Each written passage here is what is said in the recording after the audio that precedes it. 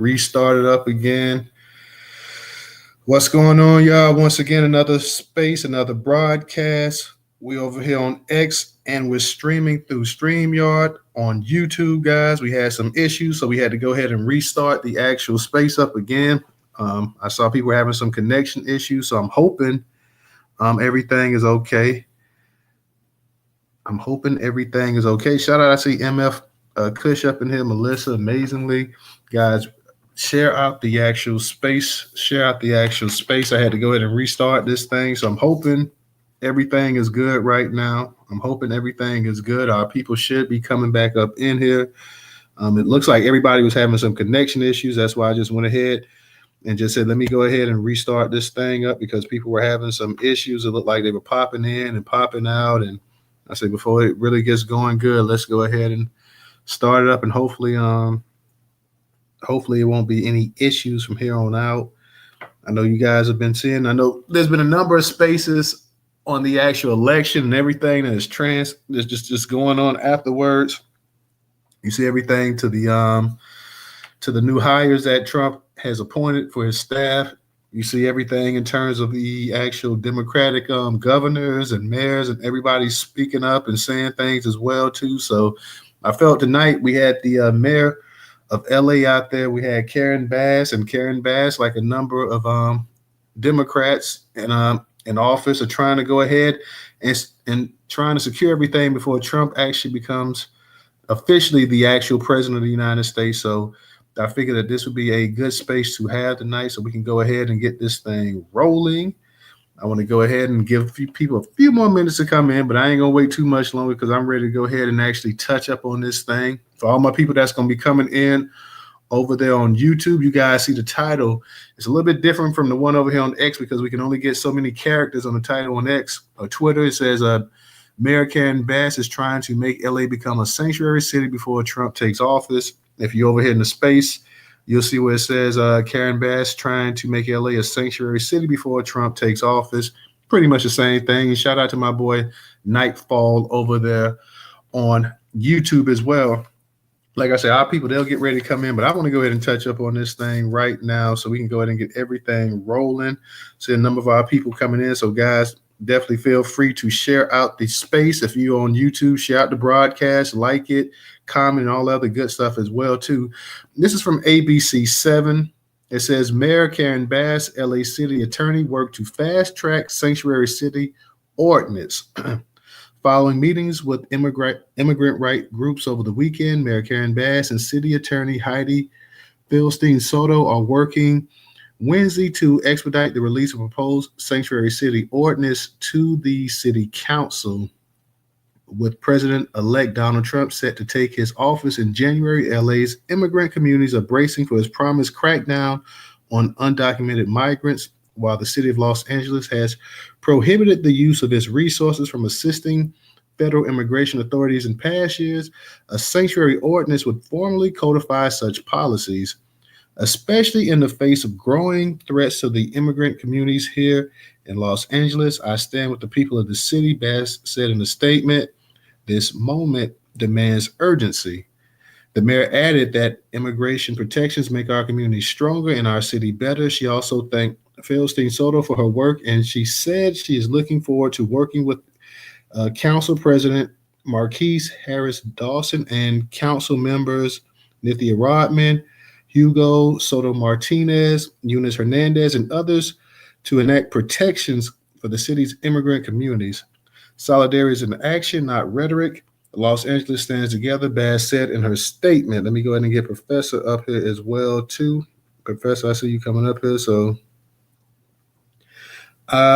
former Mayor Eric Garcetti issued an executive directive in 2019 that offered protections to immigrant community. Additionally, Los Angeles Police Department mandates its officers not inquire about immigration status or make arrests related to a migrant's legal status, which is outlawed under Special Order 40.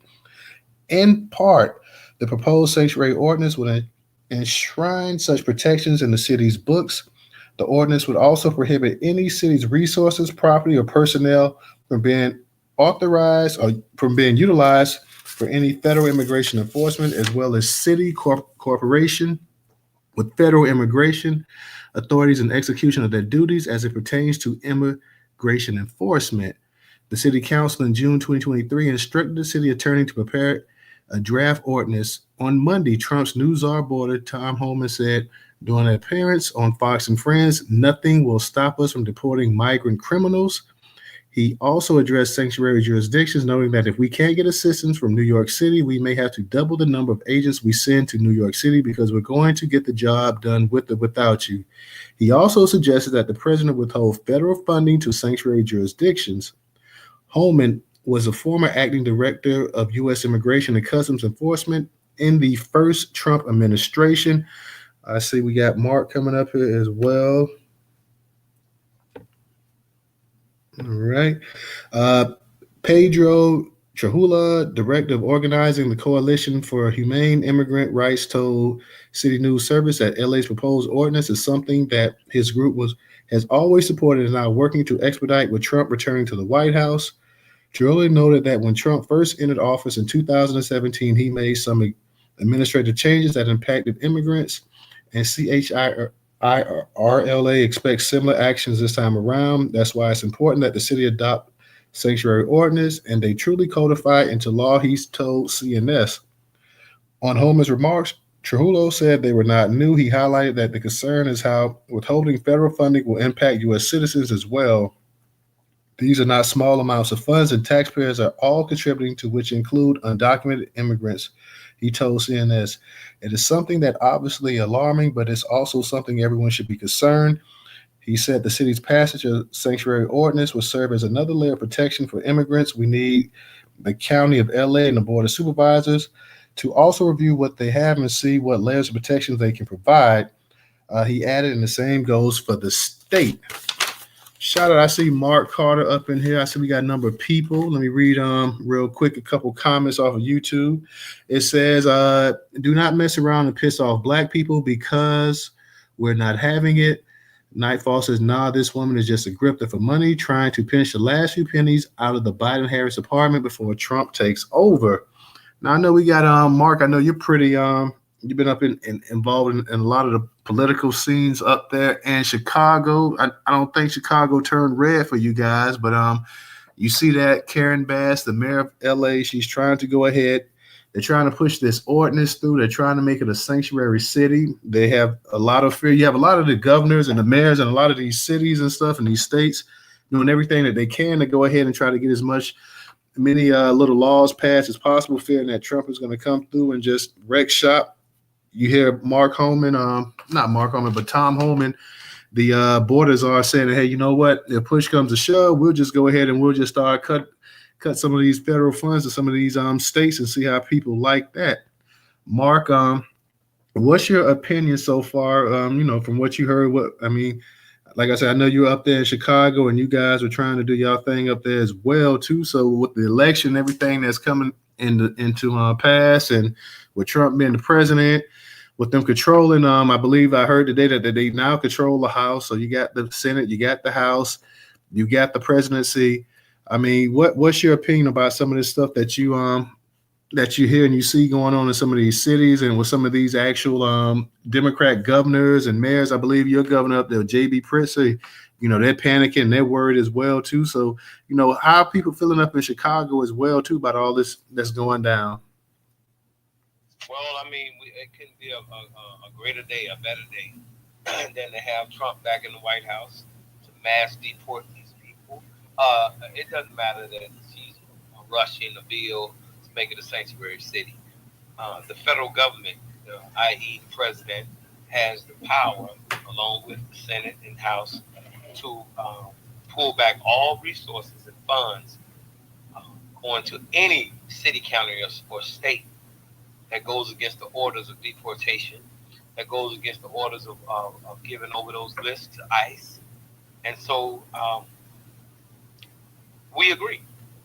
We totally agree that any funds that have been funneled to immigrants should be held back, and they should be starved back into the countries where they come from. And all Black Americans that have, especially those of us that have children and grandchildren who are dependent upon us, it makes all the better sense in the world for us to team up with the Trump administration Do you know the benefits that we would gain from this? Do you know that these people are not here just picking tomatoes? When you read HR 1909, the Essential Workers Act, the first two industries that they named that immigrants were given during the pandemic on up to now was healthcare and construction. All right, HR 1909 is called the Essential Workers Act, and it talked about how they were going to turn all these different lines of work over to immigrants. I told people 4 years ago on Clubhouse, and then coming to Twitter, that it would be in our best interest as all Americans, including the Ku Klux Klan. I don't give a shit. That we all sit language, but go ahead. Oh, excuse me. Oh, my bad. That we all come to the table and go against this immigration. Now, we dodged the bullet. We literally dodged the bullet. When you have a Zionist Jewish man who's married to an Indian in the White House. Their agenda was to take and further what's called the Office of New Americans and Cities for Action. See, it's not so much that she even needs the sanctuary city. She has already agreed to be part of Cities for Action, Office of New Americans. And I've been educating on these points for, like I say, for the last 4 years. And I would urge you all to abreast yourself on Cities for Action, Office of New Americans, because there's one in each and every one of y'all cities. Trump got in office, but before Trump just won the election, should I say, your mayor agreed to give all jobs, contracts, housing, education, resources over to immigrants. You have lost your mind, or should I say, you lost your mind voting for the Democratic Party as a Black American, and even as a white American. You really don't understand what these people were attempting to do with this global agenda, with these immigrants. You would have been totally annihilated and replaced. Thinking that you rebelling against Trump or you rebelling against those of us who supported Trump. No, you were voting against yourself. You were going against the very interests of your children and children's children and children to come. So I'm glad that Trump won, and I can't wait for this guy to get in office. And all of us as Americans, if we have to stand with the military and all to get these people out of this country, so be it. Let's do that too. Include these Africans, Caribbeans, get them too. Don't let them slide. Well, they only 1%, but that means less of them get up out of here. Along with the Mexicans and Indians, all of them, the Ukrainians, the Polish, whoever they are, if they're illegal, must help America get them out of here. All right, appreciate that, Mark. I see we got a number of people up in here, guys, so make sure y'all retweet this space out so we can have a nice conversation tonight. Definitely go ahead and retweet the space out.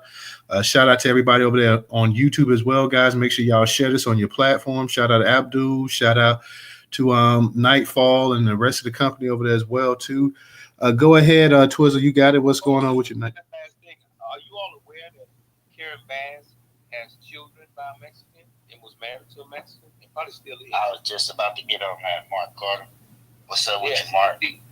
Good. And see, that's what a lot of her support to these people comes from. That's where a lot of that support comes from. A lot of these people have allegiances, just like Kamala Harris has allegiance to the Zionist community. A lot of these people, man, Whoopi Goldberg, and all of these people are in interracial relationships, marriages. They're not pro-black.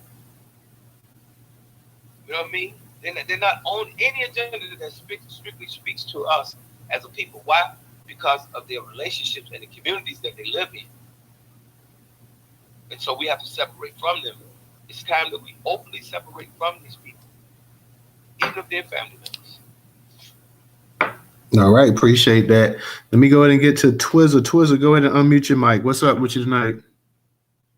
Hey, what's happening, everybody? Happy Hump Day. What's up, Newstoter? You know what I'm saying? What's up, Professor? What's up now? Yeah, I want to get on with you. Man. What's up? Man, you know me, man. If I complain, nobody will listen, so I'm going to stick to the mission. You know what I'm saying? But I want to talk about you talking about Professor, how you was talking about California with Karen Bass. A little bit about California. I know Mark Carter know this name, Jerry Brown. Jerry Brown was the first to bring these immigrants and these transients in here. He was y'all governor, wasn't he? 5,000 Oakland mayor first. Pointed twice. I think he was governor in the 70s or 80s, something like that. But then he fell back. But then he came back in 2000 and became the mayor of Oakland. He made Oakland a sanctuary city for immigrant workers, and he brought them transients down here. The transients from Portland. You know what I'm saying? He wanted 5,000 new residents. Yeah, he wanted 5,000 residents in downtown Oakland. So he told them transients, anybody from Portland, Oregon, all the white people from down there to come down. That's what brought all the homelessness, aka meth heads, down here. You know what I'm saying? But one thing for sure, two things for certain, all these mayors who acting like they finna stand up against the federal government, they about to be out of office real soon. And they, like Mark Carter said, they're about to be losing their funding. And this is something that I'm happy for, because all these immigrants are getting funded. They're not coming over here with money. They're not coming over here with resources. They're getting funded. And once that funding get cut off, what else do they have? They're going to have to go back home because you need money to live. You know what I'm saying? And once they cut that immigrant program, that's their housing program, like their form of Section 8, oh, man, they're paying $4,000 a month. They're paying $5,000 a month just for room and board. You know what I mean? And a two-bedroom apartment in California is going to cost you anywhere between $2,800 to $32. $2,800 to $32. So that's how they're getting off. And once this deportation stuff get in, it's going to be a lot more accessible housing because they're giving these immigrants housing. But once they can't get this housing and once that funding get gone no more, it's going to be a lot more resources for Black Americans and a lot of homeless Americans. You know what I mean? So I would love to see these mayors and these so-called city politicians and state politicians try to call themselves standing up against the federal government. There's going to be a lot of heads on the chopping block. You know what I mean? And hey, shout out to everybody in the room. And we need to stay on this topic because I bet you that they're going to try into this or bring Black people into this deportation stuff. Watch. Black deportation, it affects Black people. Yeah, right. So hey, shout out to the room, y'all. I'll drop my plane now. All right. Thank you, Mr. Twizzer. Definitely. Let me go ahead and I see we got my man Parks up in here as well, too.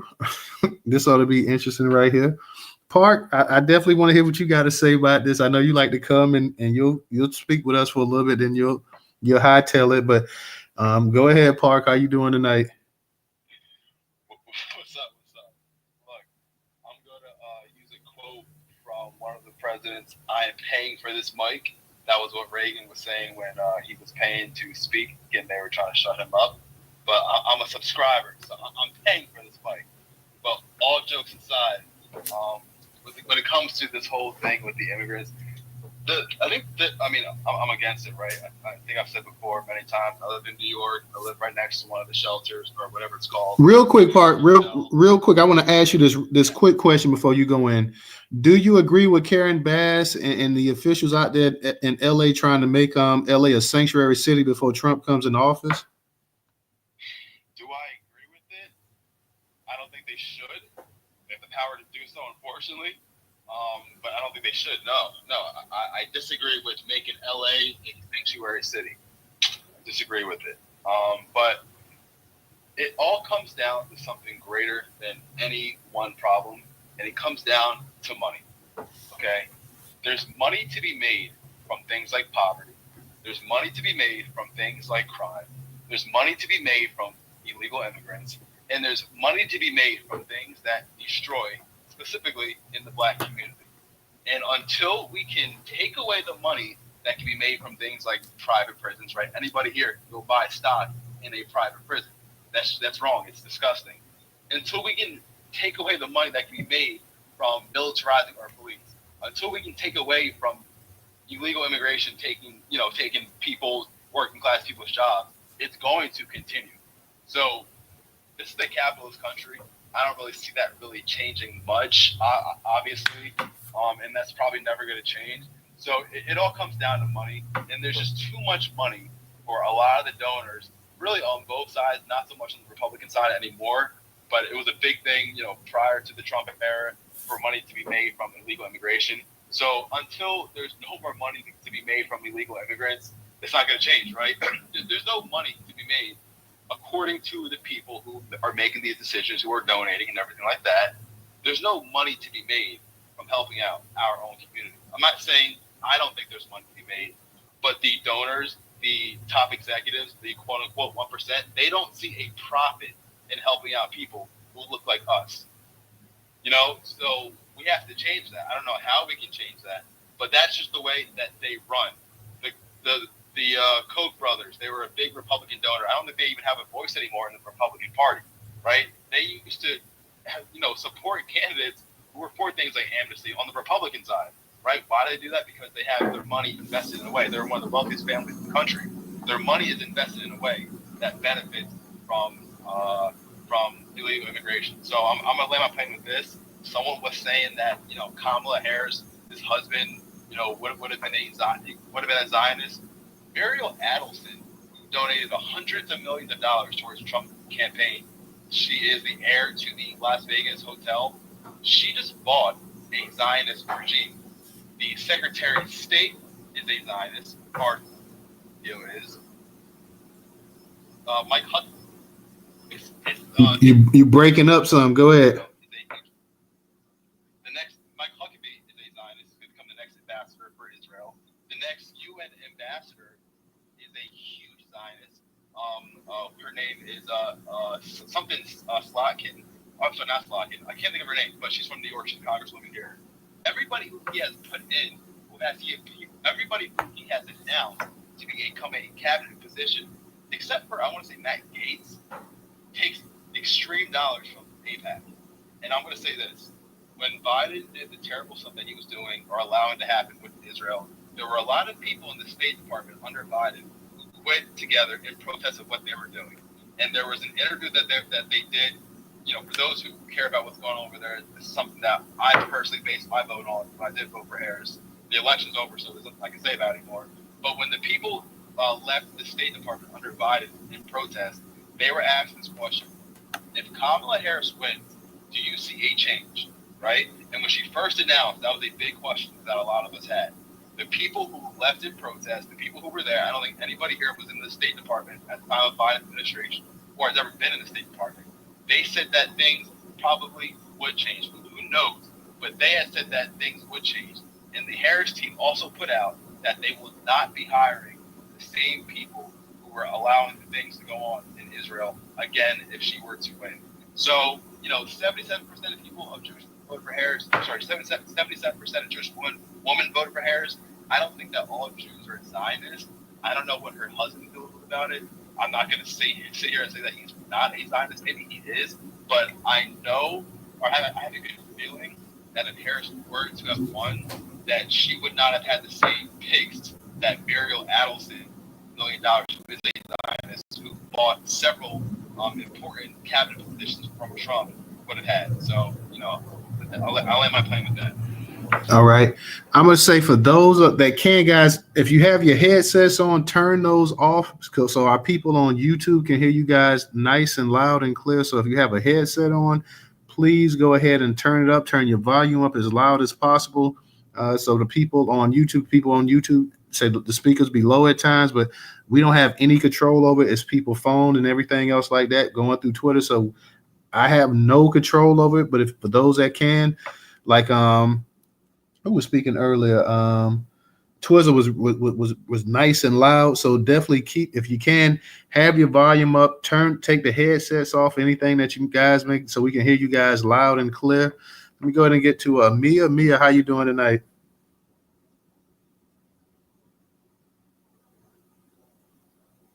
Hey, can you hear me okay? Yeah, I can hear you loud and clear. How you doing? Hey, I'm doing good, News. Hey, Professor. Hey, everyone else in the space. What's up, sister? How you doing? Hey, y'all. I haven't heard from y'all in a long time. I hope all is well, guys. And the News, I haven't been in your space since before the hurricane. It's been that long? Wow. Yeah, I think so. How's everything everything in Florida? Everything is good. Okay. Yeah, everything is good. Well, you check the space. If you can't catch the spaces live, you can always go to the YouTube channel too and catch them there. Yeah, I've been catching on YouTube. Yeah, so how's that going with you not recording your spaces now and then the YouTube channel? It's taking its time like anything else, but I figure, hey, if you're gonna have a YouTube channel and you're gonna stream it as well, you might as well just not record the spaces. So people can always, if you miss it, go to YouTube and help us grow the YouTube channel and monetize the channel as much as possible. So exactly. Yep. Subscribe, hit the bell, all those good things. But yeah, let me come to your title. Karen Bass is trying to make LA a sanctuary city before Trump takes office. So let me ask you this: if Karen is successful in doing so, what do you think about them pushing a no bailout for states or cities that do the no bailout? I mean, do the sanctuary city. I think if any city, or forget that, if any city, any state goes along with that and they try to make a sanctuary city right before Trump comes in office, I think they need to have their funding cut. I totally agree. Yeah. What do you think, Professor? I definitely think they have to have their funding removed. And I think for that mayor, Karen Bass, she should be recalled. She's going against her people. She's going against the American citizens. We need her out of here. As a matter of fact, she can pack her stuff up and go back over there or go with them over to wherever they need to go, these immigrants. These people have to get up out of here. I don't care if it takes a few years for us to get them up out of here, but she can go with them. Everybody that's caping for these people to come up in here and take resources, you can all pack up your bags and get up out of here. And that's how I feel about it. I totally agree 100%. And I'll wrap it up. You have a hand right quick from Mark. Hey, Mark, also. But yeah, so I say the same thing. I mean, if the Republican Party, if some people in the Republican Party, the old established Republicans, can put forth a no bailout for states who provide reparations, state reparations, then they should do a no bailout for the states that provide sanctuary city, because that is un-American. But yeah, great space and so good talking with y'all. All right, y'all take care. Have a good night. All right, and I want to say this real quick too, Amia. The say what you want to about the actual election. The people spoke, and the number one and the number two on things on everybody's agenda was the economy and immigration. The people, I mean, as much as they try to talk about abortion and reproductive rights, it's funny that abortion all of a sudden became reproductive rights, but people spoke and they said how they felt. So here's the thing: the Republicans control the Senate completely now. They control Congress. They have the House. They have the White House. The people, I mean, you just had Kamala Harris get mopped all over the country. She lost the electoral vote. She lost the popular vote. So the people of America are saying, hey, you know what? First and foremost, they're giving Trump and his people a mandate. They're saying, you know what? All of these people that's in this country, we need y'all to go ahead and fix this problem. We need you to fix this problem at the border. We need to get you guys to go ahead and get some of these illegals out of here, some of the ones that's criminal and everything else. We need you guys to do this and do it pronto. And you ain't got 4 years to go ahead and kick rocks and play around up here. So you can sit up here if you want to be these Democratic governors and these mayors and these cities and stuff like that and think that you're going to hold fast. The American public is already telling you exactly what they want. What they want is you to go ahead and fix this immigration problem. Now, people can sit up here and say, well, we can't just do this. I'm not saying you're going to be able to get 11 million people out of here. I'm not saying you're going to be able to get 5 million people out in a year, but you're going to have to do something. And also the time is ticking on Trump as well, too, because people are going to want to see him come in here and do something. They're going to say, you know what? They're going to compare his numbers, the amount of people he deport, to Obama and Joe Biden, his predecessors. So he already has a mandate. He's going to actually have to come in here and he's going to have to actually deport more than those two presidents did as well, too. And if he doesn't, then come midterms, his party is going to be looking on the outside, just like the Democrats right now. So the American public is telling you what they want. They're telling you that, hey, you know what? Transgender rights aren't the most important thing to us. They're telling you that abortion rights aren't the most important thing to us. They're telling you what they tell you every time. I don't care what election it is. The economy is always going to be number one, unless you're in war. If you're in wartime, there's going to be the economy, and then it's going to be a war. So the economy and illegal immigration is the main issue right now that Trump has to address. He has to address it. He can't mess around. He can't play around. You can do all this other stuff that you want to do, but you got elected based on that main thing that, hey, I can fix the economy and I can solve the illegal immigrant problem that we have in this country. People coming all across the borders. And like Mark said, it ain't gonna just be Latinos either. It's gonna be a whole lot of other people, man, because it's a whole lot of people coming through that Mexican border that's just not Latinos. You got people from all over South America, Caribbean. You got people from Asia too. A lot of Chinese are coming through. I don't know why Chinese would be coming through Mexico, but they're doing that as well too. So yeah, man, you got to go ahead. And I know people want to talk about the tariffs and how that can jack up the economy and how this can mess up the economy. Listen. Do what the people mandate. The people say you got to fix this immigration problem. Now, if that jacks up the economy, then hey, so be it. The economy will work itself out. But people are telling you, hey, this is what we expect. This is what we want.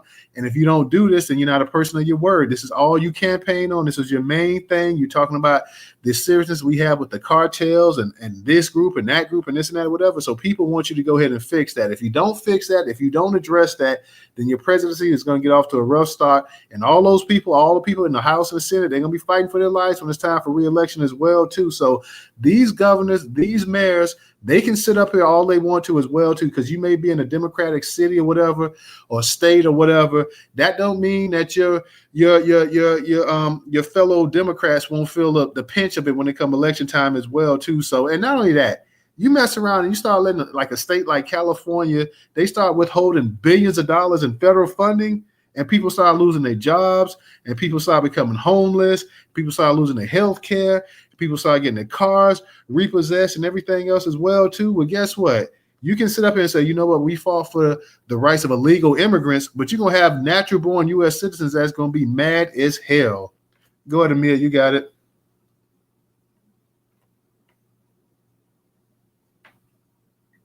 No, you were on it. You were spot on. Yeah, I just don't think, I don't think they have time to play around. Park, I know you up here, and I know you're a Democrat as well, too. I'm gonna ask you, Park, based off of the actual verdict that was displayed election time. We are getting overran by illegals from all different nationalities. Yes, we are here in South Carolina. So yeah, you're exactly right. And I'm in Florida.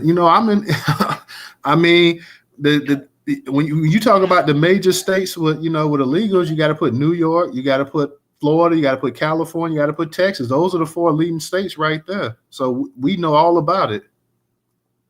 Mm-hmm. And people don't think that people just think because it's out in the West and y'all are border states and y'all are, close to South America, that's easy access. No, they are shipping their cousins up to the South. So we are getting hit hard in South Carolina. But yeah, I totally agree with everything you've said previously. But yeah, so I think sanctuary cities should be illegal. And I love the fact that we are waking up the Office of New Americans. It has got me looking to this. It's really disgusting that they put a black face on this shit. A lot of our black cities, traditional black cities, are being overran by illegals from all nationalities. But yeah, and that's the reason why I chose and pulled a lever for Trump. I used to be a vote who no matter who, but man, 4 years ago, I woke the fuck up and... Nope, try not to curse with it. Try not to curse. What you got? Sorry. I woke up, yeah, my apologies. You run a tight ship, and I ain't mad at it. My apologies. But yeah, so I put a lever for Trump. Used to be a vote who no matter who. And it was those 2 things, the economy and deportations. I'm still a reparations at heart, but those main 2 things are hitting us in the butt, in the bottom, since I can't cuss. It just don't hit the same news. You can't cuss. Well, I mean, y'all can say the A word and stuff. Like, I'm just saying the F's, and even to a certain degree, the MFs, the F's, and the you, dear. All right. Well, great space, and I know you have another hand up. All right. Take care. Now you may want to stick around for what Park got to say, because like I say, Park is a character. I actually enjoy our conversations with Park. Like, I mean, Park is I blocked him. Just play around way too much for me, but yeah. Well, Park jumps in a lot of my tweets and stuff when I, certain things I tweet out and stuff. If it's something about police brutality, Park will go ahead and he'll give a little bit of the fear mongering, like, wait till Trump becomes president, qualified police immunity for police. And so I like, look, Park. I mean, last I looked, a lot of brothers was getting their head bashed in and getting killed right here while Biden was president as well too. So let's not make this into a Democrat Republican thing, because since I've been alive, black men been gunned down the streets. I don't give a damn who was president. And that includes the one that was supposed to be black, Barack Obama as well, too. So it doesn't matter what person's been in that office, what party controls the White House, the Senate, or any of that other stuff.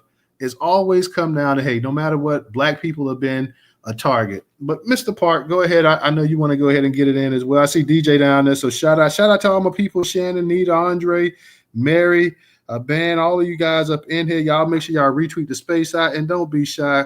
Miss Cleopatra, I see you down there as well too. Ray, what's up? Don't be shy, guys. Come on up here. I want to hear what you guys got to say tonight. We want to have this space. Like I said, I saw this in the news yesterday, and I said, "Oh crap!" I said, "You got to do a space on this, but not a sanctuary city that Miss Bass is trying to go ahead and squeeze it in there before." And truth be told, I already thought LA was already a sanctuary city. California, I thought it pretty much was a sanctuary state. But you live and you learn, and guess they're not. So, but she's trying to sure make it that way real quick. Park, go ahead and unmute your mic. And real quick, before you do, for those that can, support us on Cash App, $Newstoter, Newstoter. Newstoter is the largest Black-owned, Black American news media curation platform today in America. Once again, $Newstoter. We also have the membership up in the Jumbotron. Click that link, and for as little as $1.75, join the Newstoter platform and support us for as little as $1.75. We also have the PayPal and Venmo up in the Jumbotron. Same for my people on YouTube. On the actual screen, you see the link to the customer portal. You also have it in the description. You can support us on Cash App and PayPal, and that's also in the description as well. Park, go ahead and unmute your mic.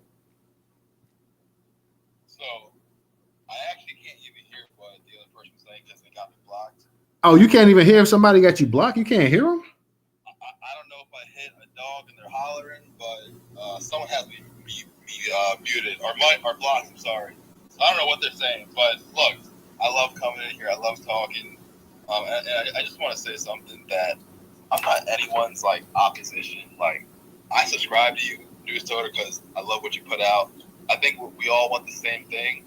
We all might see different ingredients for what's going to make the best cake. Different amount of sugar, a different amount of, icing or whatever it could be, or fruit or whatever. But I'm on the same page as you. I see things a little bit differently, like I said before. But again, it's like someone's talking about me or whatever. They have me blocked, so I can't hear what they're saying. Whoever has me blocked, it's Amia Hampton, and maybe for their own mental health, keep me blocked, because people are very emotional sometimes. But yeah. Oh, okay. I didn't know. I didn't know if you blocked somebody who's in the space. Oh, sorry, News. That is a great feature. So if people you want you're talking right now, but people hold on, real Amia, can I ask you a question real quick? While he's in the space, can I get you to unblock him just so y'all can have a back and forth too? I really don't want. He's a troll. Okay. But after the space, you can block him back though. Okay. I'll unblock him and then he can come on. But I am gonna block him back. I have to wait to come back. She unblocked me, but it's still, I can't hear anything. I'm coming right back. Really. But anyways, yeah, I guess I'll unblock him and he can say what he wants to say. But he was a bona fide troll. He was one of the naysayers. When people come in our spaces, they say they're Black American, and they first come in our spaces and they learn this information. They sit at the bottom, they don't say shit, and then they finally come and speak, and they are naysayers. They say that we're stupid for going for reparations. They say we're stupid for doing lineage based reparations. They say we're stupid for doing a hate crime field. Why would you delineate? These are the things that he was saying. He was saying just disrespectful shit. So I blocked him. This was almost about a year or so ago. But he's really a weirdo troll. And honestly, I don't even know if he's really Black American. He sounds super crack British. But I guess I'll unblock him and see what he has to say. Just for the safe space. I mean, you can go back afterwards and you can go ahead and block him afterwards. But just in case, because if he makes a point and you may want to rebuttal or whatever, I understand. But just for the safe space, and like I say, Park, he trolls me as well too. But I just fire back shots. But I mean, just for the safe space, just Seriously, you're right. It's just Twitter. It's not that serious. I'll unblock him. But I think Sassy came up. Hey, Sassy, hope all is well here. Hey, what's going on, Sassy? And then Parker, I'll get to you after Sassy. Hello, good evening. Grace, peace, and reparations coming. Hello, greetings to the room. I'm glad you're talking about Karen Bass in California because I don't live in California, but I've read a lot about California. And what I find quite interesting is how that the Skid Row is full of homeless people. And they were given billions of dollars, allegedly, to house them. And apparently that money has turned up missing. Okay? It's just awful. That's number one. Number two, the officials, the authorities in high positions, the governor as well as the mayor, and council people, they want to protect illegal immigrants. But it's to my understanding, and I've read many articles of how they have firebombed Black American houses. They have gangs running roughshod. And these are readings. They harm Black Americans. And the communities that were predominantly Black, Watts and, some of the other ones are no longer predominantly Black. They've been gentrified. And it caused a lot of harm to Black Americans. They've also allowed illegals to be policemen, right? But they would dare give a Black American a job as a policeman in the Black community to be partners and control violence that might exist. So the hypocrisy is startling, and so they have harmed Black Americans in closing, and they've also admitted to burning Black churches. So how dare they? And yes, deportation is coming, and they're right early. See, you don't harm those who are the descendants who have built our country from the ground up and scratch. See, you get yourself, you just get to packing because and that's only minimal of the harms that they have done. And I know, like the different artwork, for example, Nipsey Hussle, and they I don't know who did it, but I know a Black person didn't do it. Threw paint on it and just did things that harm the community. I have seen no enhancement of the community from them. They're not very neighborly. So all I gotta say is I don't guess he's gonna, get a Greyhound, but you don't deserve to live in this country and you have caused chaos, dissent, and have harmed Black Americans, probably white Americans too. Who knows what all they've done? And the drugs and the fentanyl, so adios, amigos.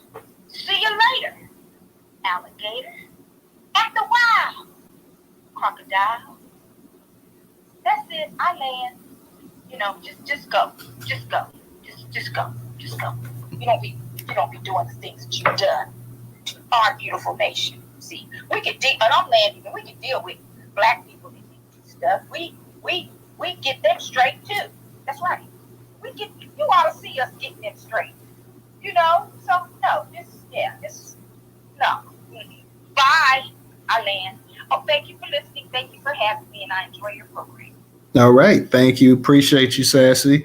Shout out to my man Cognitive as well for his donation on Cash App. Park. I was trying to get my girl Amelia to stay up here because I wanted to have y'all, have a little conversation. But Amelia, I guess she said that she can't do it, Park. I don't know. You must have trolled that sister something to the point where she had to block you. But go ahead, Park. You got it. Not much to say. I caught the end of what she was saying. Again, I got no control over where I was from and how I talk. I guess I have a little bit of control, but a lot of people like to question my blackness. And then she, I guess, has to claim that I'm here to just cause confusion and to make people angry and to just derail the movement. If I was getting paid for it. Now, Park, did you say some of that stuff that she said you were saying at the bottom of the screen sometime in some of those rooms? Such as what? I guess you were anti-reparations from what she was saying. No. I am 100% for reparations. What I'm not 100% for is just talking about it, right? So the election's over. Right now, I'm working on one election, and that is the election to propel Black people. That's what I want to be able to be a part of. You're an immigrant supporter. You are an immigrant supporter. When have I been an immigrant supporter? I said you wanted Kamala in office. New York City. You wanted Kamala in office, so you're an immigrant supporter. Wait, what? You said you voted for Kamala, right? So that means you support immigration. There you go. So are you also saying that if I voted for Trump, that I'm also for the when he said himself, I'm for stop and frisk? I mean, come on. The candidates say a whole bunch of things. You don't have to be for 100% of what they say. Trump has called out and said he's for stop and frisk. So does a black? And that means you also for that transformer movement. You put a transformer movement. Hey, let him finish real quick, Professor. Let him finish real quick. It's ridiculous to say that anybody. I don't blame him. I would have blocked you too. Hey, Professor, let him finish saying what he got to say real quick. Go ahead, Park. I would have blocked you too. Professor, let him finish what he's got to say. Go ahead, Park. Yeah. So again, I mean, it would just be foolish for anybody to insinuate that because you vote for a candidate, you're in 100% support of it. I don't think that anybody black who voted for Trump is supporting, by his own words, stop and frisk, bringing back broken glass policing, and also the whole police immunity thing. I don't think so. I could be wrong. Maybe some black people are, but he called for it, right? People still voted for it for different reasons. Maybe it was economics, but again, I'm not going to assume that they're for 100% what he's saying. But I'm for reparations. I think a lot of people obviously are for it. I want to be a part of the discussion to get it somewhere. I've been in a position to be able to propel this before I left politics from where I originally was from. I started up a black caucus in the county that I was in for the Democratic Committee. I don't live there anymore. I do want to get back involved in the community. I'm not trying to seek any kind of crazy office or anything, but I do want to get back involved to be a voice. But I'm all for reparations. I'm not here to cause people to go crazy and spend more time talking to me. Again, we all want to bake the cake. We might disagree on how many fruits to put on the cake, how much ice to put on the cake, how many grams of sugar to put in the cake, and that's completely okay because at the end of the day, we still want the cake. Park, let me ask you a question real quick. Do you consider sanctuary cities to be dangerous? Yes, I think sanctuary cities can be dangerous. Yeah. So why do you think and why is it now this is something that you I mean, I'm no Republican, I'm no Democrat. I voted in the election, but I did open ballot. I didn't vote for Trump. I didn't vote for Kamala either. But why do you think so many Democrats, governors, mayors, whatever, why are so many Democrats, trying to create sanctuary cities? I mean, I don't see any Republican candidates saying, you know what, we're gonna make Dallas a sanctuary city. So why is it so many Democrats, they want to go ahead and create these sanctuary cities? So I'm gonna use my own experience. When I ran for office, there were several people who wanted me to endorse what they were doing. And they sent me checks. There was a guy who was a big party guy in my area for Democrats. I never even met the guy, but he sent me a check pretty much saying that you're running under my party.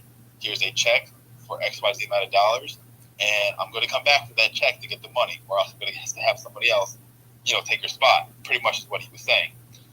It's all, they're politicians. It's all about what donor wants them to do.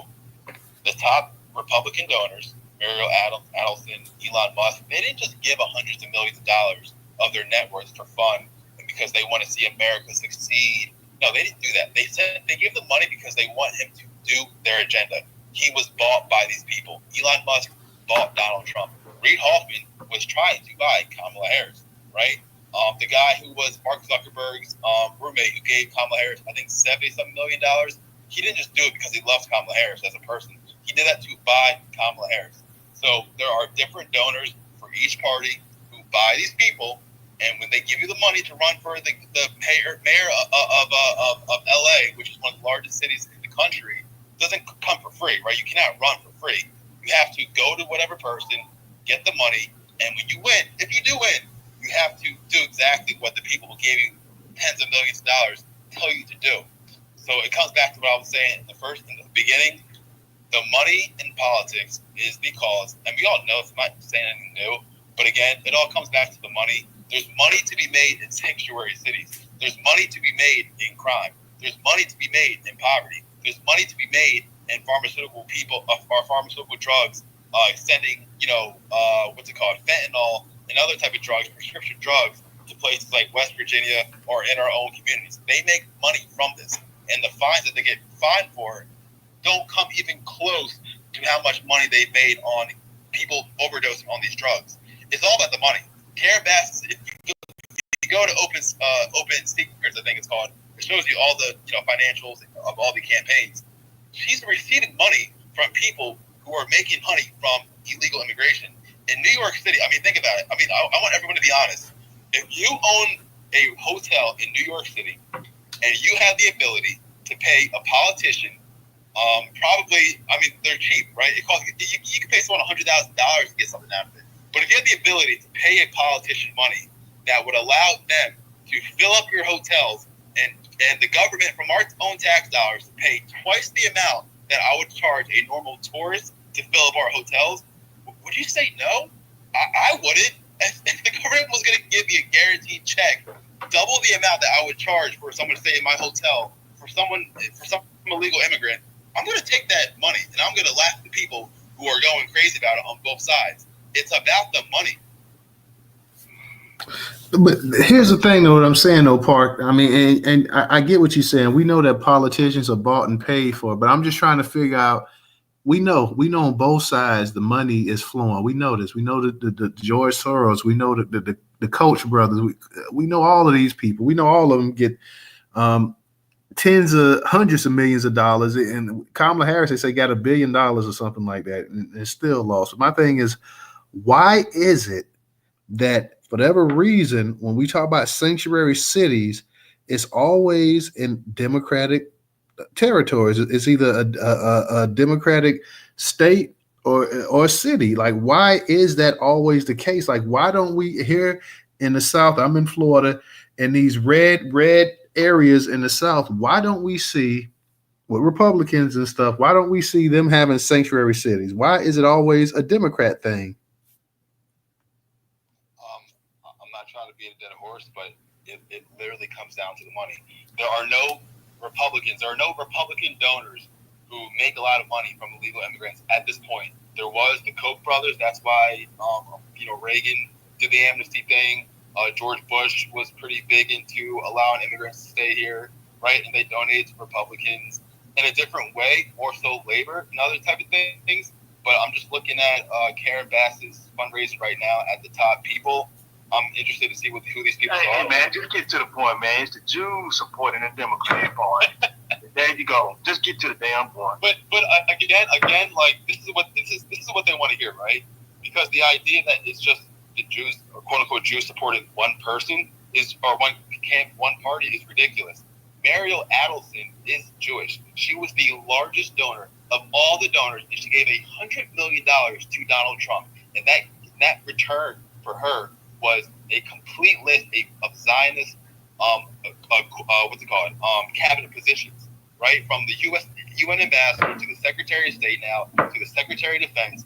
Mariel Adelson gave him 100. It's not a Democrat or Republican thing. They have us fooled for all this, right? It's not red versus blue. It's whoever is going to take my money and do my agenda. You have the people from that. We have Jewish people on both sides doing this. It's not a Democrat thing. We have to, in order for us to progress and call it out and fix this stuff, we have to be able to stop looking at it as a red versus blue.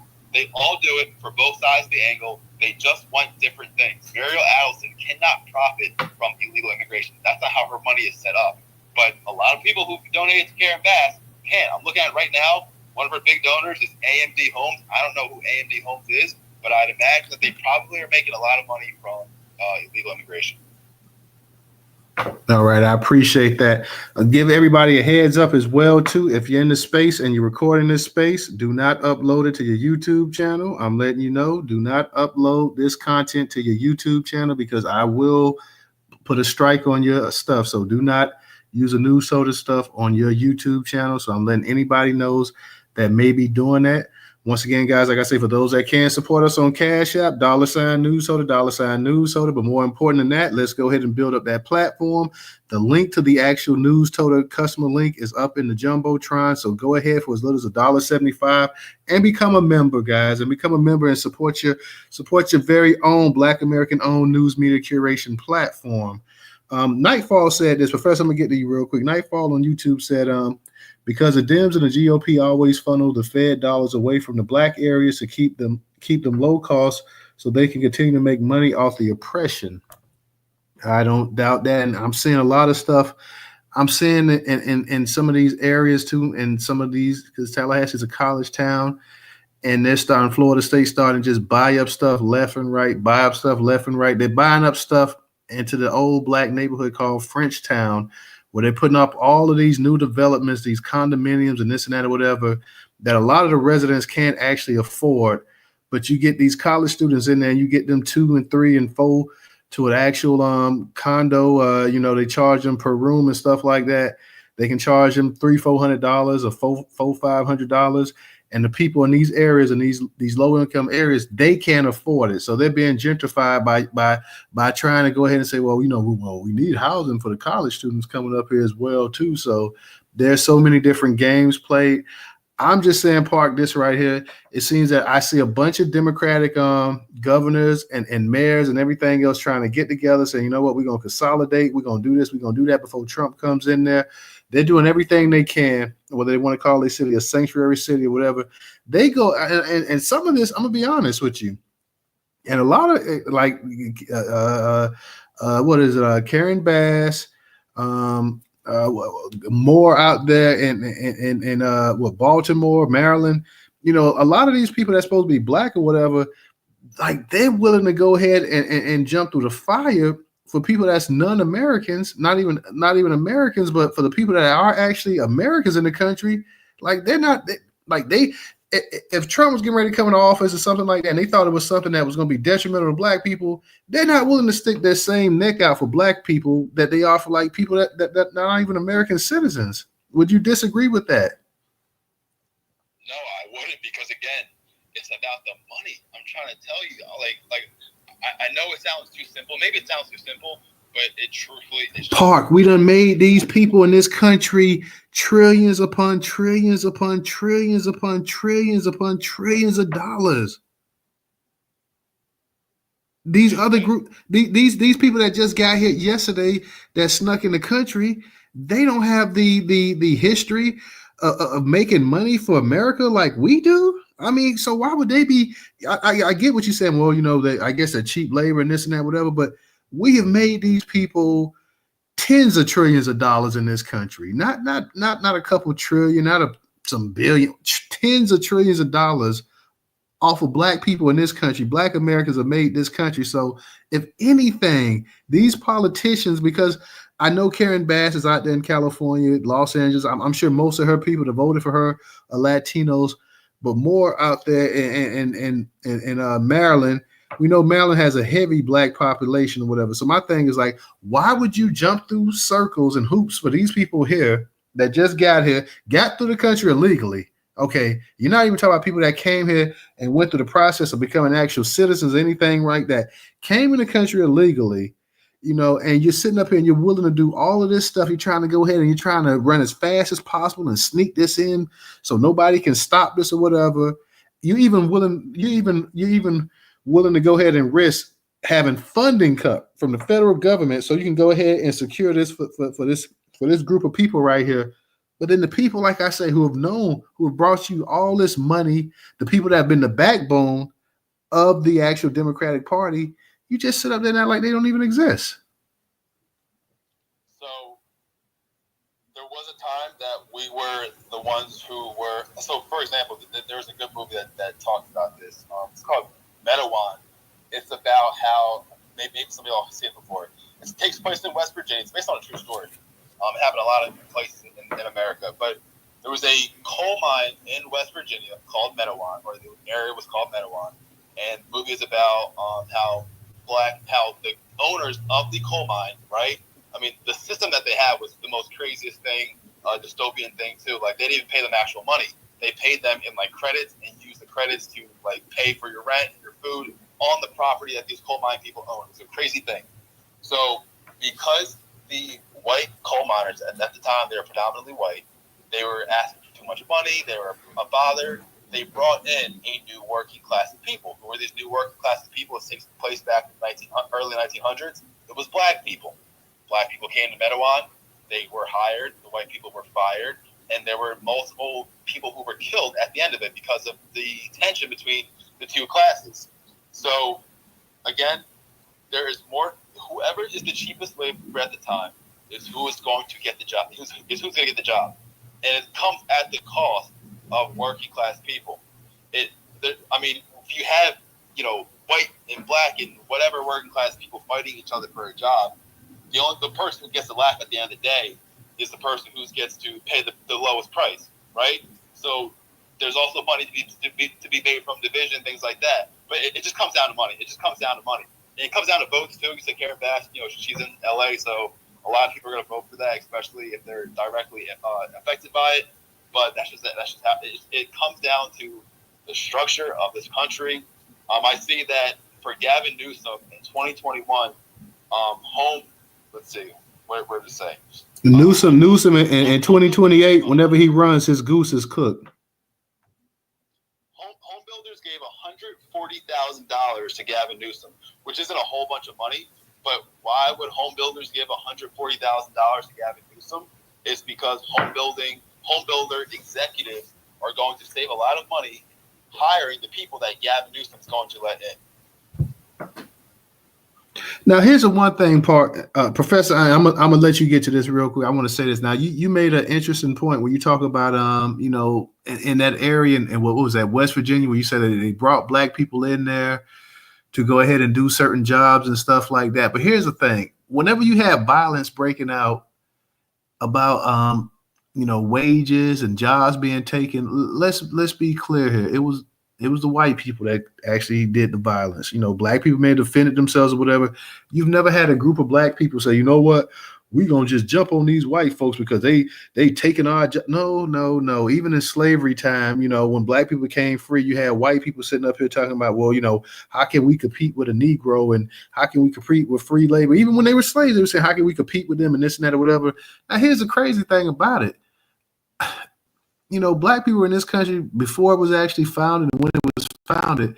So a lot of these same people sitting up here talking about their jobs were being taken and they were being squeezed out of stuff were immigrants from Europe that came over here and that they instantly put ahead of the actual people that lived here and built the country up. So for a lot of these immigrants, because this for whatever reason, this misnomer they have about black people only lived in the South and you only worked on plantations and y'all didn't build up anything dealing with industrial. You didn't do anything with the towns up north, the cities up north, and it was just all the Irish and the Italians and all this other nonsense that they come up with. That's pure nonsense. There's not an area in this country that white people went to that black people weren't there as well too. So you had a bunch of people that were immigrants. Even then, the first batch of immigrants that they brought over to try to drown out black people were the Europeans. They went ahead and said, you know what? Their numbers are too large. It's not enough of us over here. Let us find a way to go ahead and do this and do that. You know what?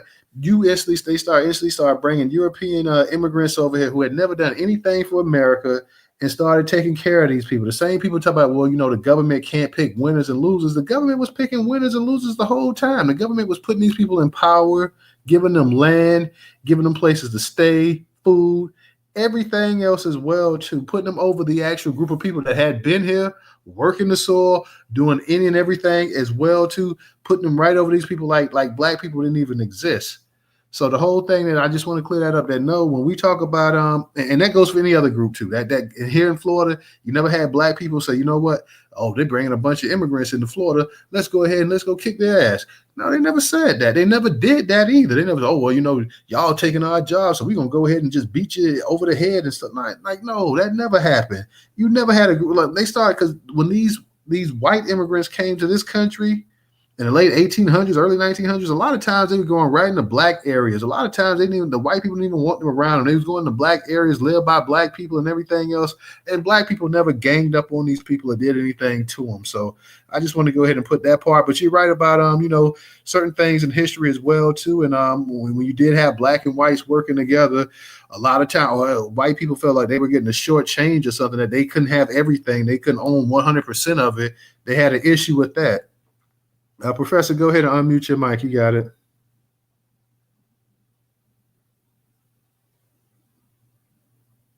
Yeah, the thing is, y'all, and this is just keeping it real, the immigrant population is not here to help us, okay? So therefore, anybody that's in these spaces or outside these spaces caping for this stuff, you need to get in your boat or get on a plane and go with these immigrants as soon as they start deporting them out.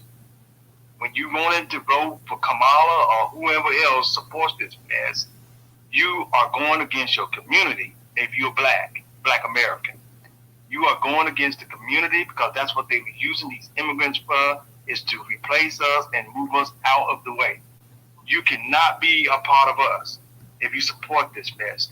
Karen Bass, that Mexican husband, if she still has him, she's not one of us anymore. So therefore, she need to get on that boat or that plane and get up out of here. That's all I'm gonna say about it. Anybody that's down with this stuff, you talk about supporting these immigrants, about how the economy is gonna crash if they deport them out of here. You support it, because that's what you were talking about. These immigrants out of here is going to tank. When Black America has always been the backbone of this mess. And I'm talking about it is a mess, because capitalism, to be honest with you, that's all it is about keeping people at the bottom, to do work, hard labor, to help somebody else to get more money and more profit in their pockets. And that's what Black America has always been to America. That's right. And I'm talking about going all the way back to slavery on up to now. That's been us. We've been the people that have been putting our backs into all of this. So don't tell me about these immigrants being people that do hard work, man. We always been the ones that did hard work up in this country. To not get respect and to be spit on, and then have people looking down upon us like we shouldn't exist here. This is our country, man. We have a right to vote against Kamala. We have a right to speak out against anybody like Kamala who's trying to hurt us. So I hope people can understand it, just really for the humanity of it all, understand why Black America is going to be against Kamala, going to be against Karen Basses of the world, because they're not for us. They're not trying to help the causes that we need. I hope you understand what I'm talking about. That we need done right now. I'm not even talking about reparations, Park. I'm talking about other things that we need, tangibles that we need, that these folks are not doing for us.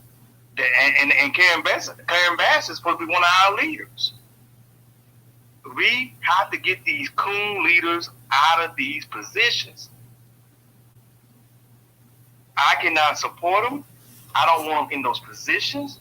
These folks have to go. Okay? And anybody outside of those leaders who's down with this stuff, you got to go. You can get on that plane too and get up out of here. Okay?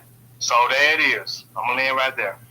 All right, let me read a couple comments. I'm gonna get to you part. Let me read a couple comments. Nightfall, when we were talking about the history with the blacks and the whites, he said, yeah, that happened in the Appalachian areas, and the whites began to wear red bandanas around their necks. This term, rednecks. You had Smith 449 says they're using illegal immigrants to replace black people. This is the agenda. They don't want to pay black people reparations. Mocha Girl says, I've been calling out Karen Bass, black folks, keep this trade in office. She also said, I just joined the show and I'm already heated. She also said black men in LA make up the homeless population and she's worried about immigrants. That's what I'm talking about. I mean, I've heard about the Skid Row and everything over there. She says she's sold out. Nightfall says, why do you think the Dems and the GOP are always pushing abortion on U.S. and no one else as a political strategy? All right. So that's from a couple of our folks over there on YouTube. Go ahead, Park. You got it. So just response to Professor, when it comes to the repercussions of the deportations, again, for the deportations, I live next to it. I'm tired of seeing it. They got to go. There's been a lot of deaths in the city because of them that obviously would have been avoided. They have no respect for the rule of law, and of course they hurt our community, so they have to go. That's my position on it. But everything has a cause and effect, right? When the signs were there that Trump was going to become elected or was going to win the election, and ultimately when he did win, don't take my word for it. Don't take any journalist words for it of what they think could happen in result of Trump winning. Take the money's result of it. Yes, the stock market is doing very well. A lot of people are puzzling as to why, but take a look where I think probably tells you more than what the stock market's doing. The Treasury yields. I think I mentioned this before. The 10-year Treasury, which is pretty much the benchmark to use. Just real quick, I'm not trying to act like I know more than anybody else. I just want to share what I'm talking about when I say all this. Bonds, fixed income, treasuries, whatever you want to call it, it's all connected to the U.S. government. It's backed by the U.S. government's ability to pay it back. When the yields go up, that means that it is a riskier time to take on debt. When the yields go down, the money that people get in interest goes down. That means that things are safer, right? So when the interest rates were high, the yields were higher because pretty much the investors were saying that with high interest rates, that there's going to probably be some type of bad economic result in this, right? It could be a recession, could be whatever it could be, right?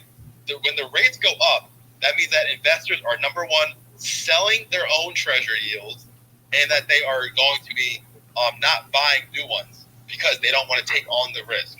After the election, when Trump won, the 10-year yield right now is at 4.5. It's at the last time it was at 4.5 was a couple months ago, back in July. So people right now are making assessments. I've sat on multiple calls with multiple portfolio managers, people who study Washington. These aren't my words. I'm just going to repeat what they say. But people are moving money based upon the long-term effects of that and also the tariffs, right? More specifically, the tariffs. There's nothing that we could say. I mean, like, it's just the truth that illegal immigration is a part of our economy, whether we want to admit it or not. Can it be sourced to black people and other workers, American workers?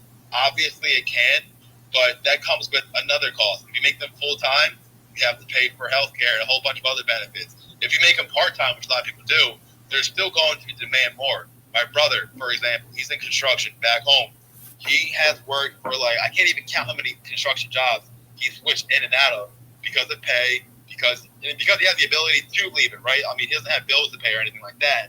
But if you're an immigrant and you came here illegally, you don't care what you're getting paid. You probably do have a family to feed. Most of them are military-age men. They probably have kids.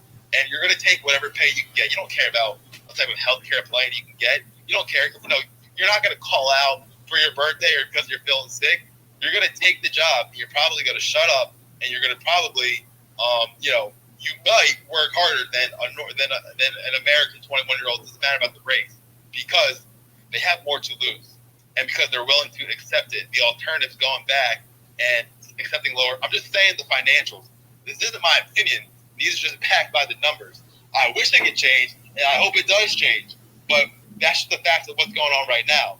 So I'm in all support of it. Like I said before, I voted for Harris. Just because I voted for one person does not mean I agree with their statement with 100% of their agenda. Just like I say, anyone who voted for Trump also does not agree with 100% of their agenda.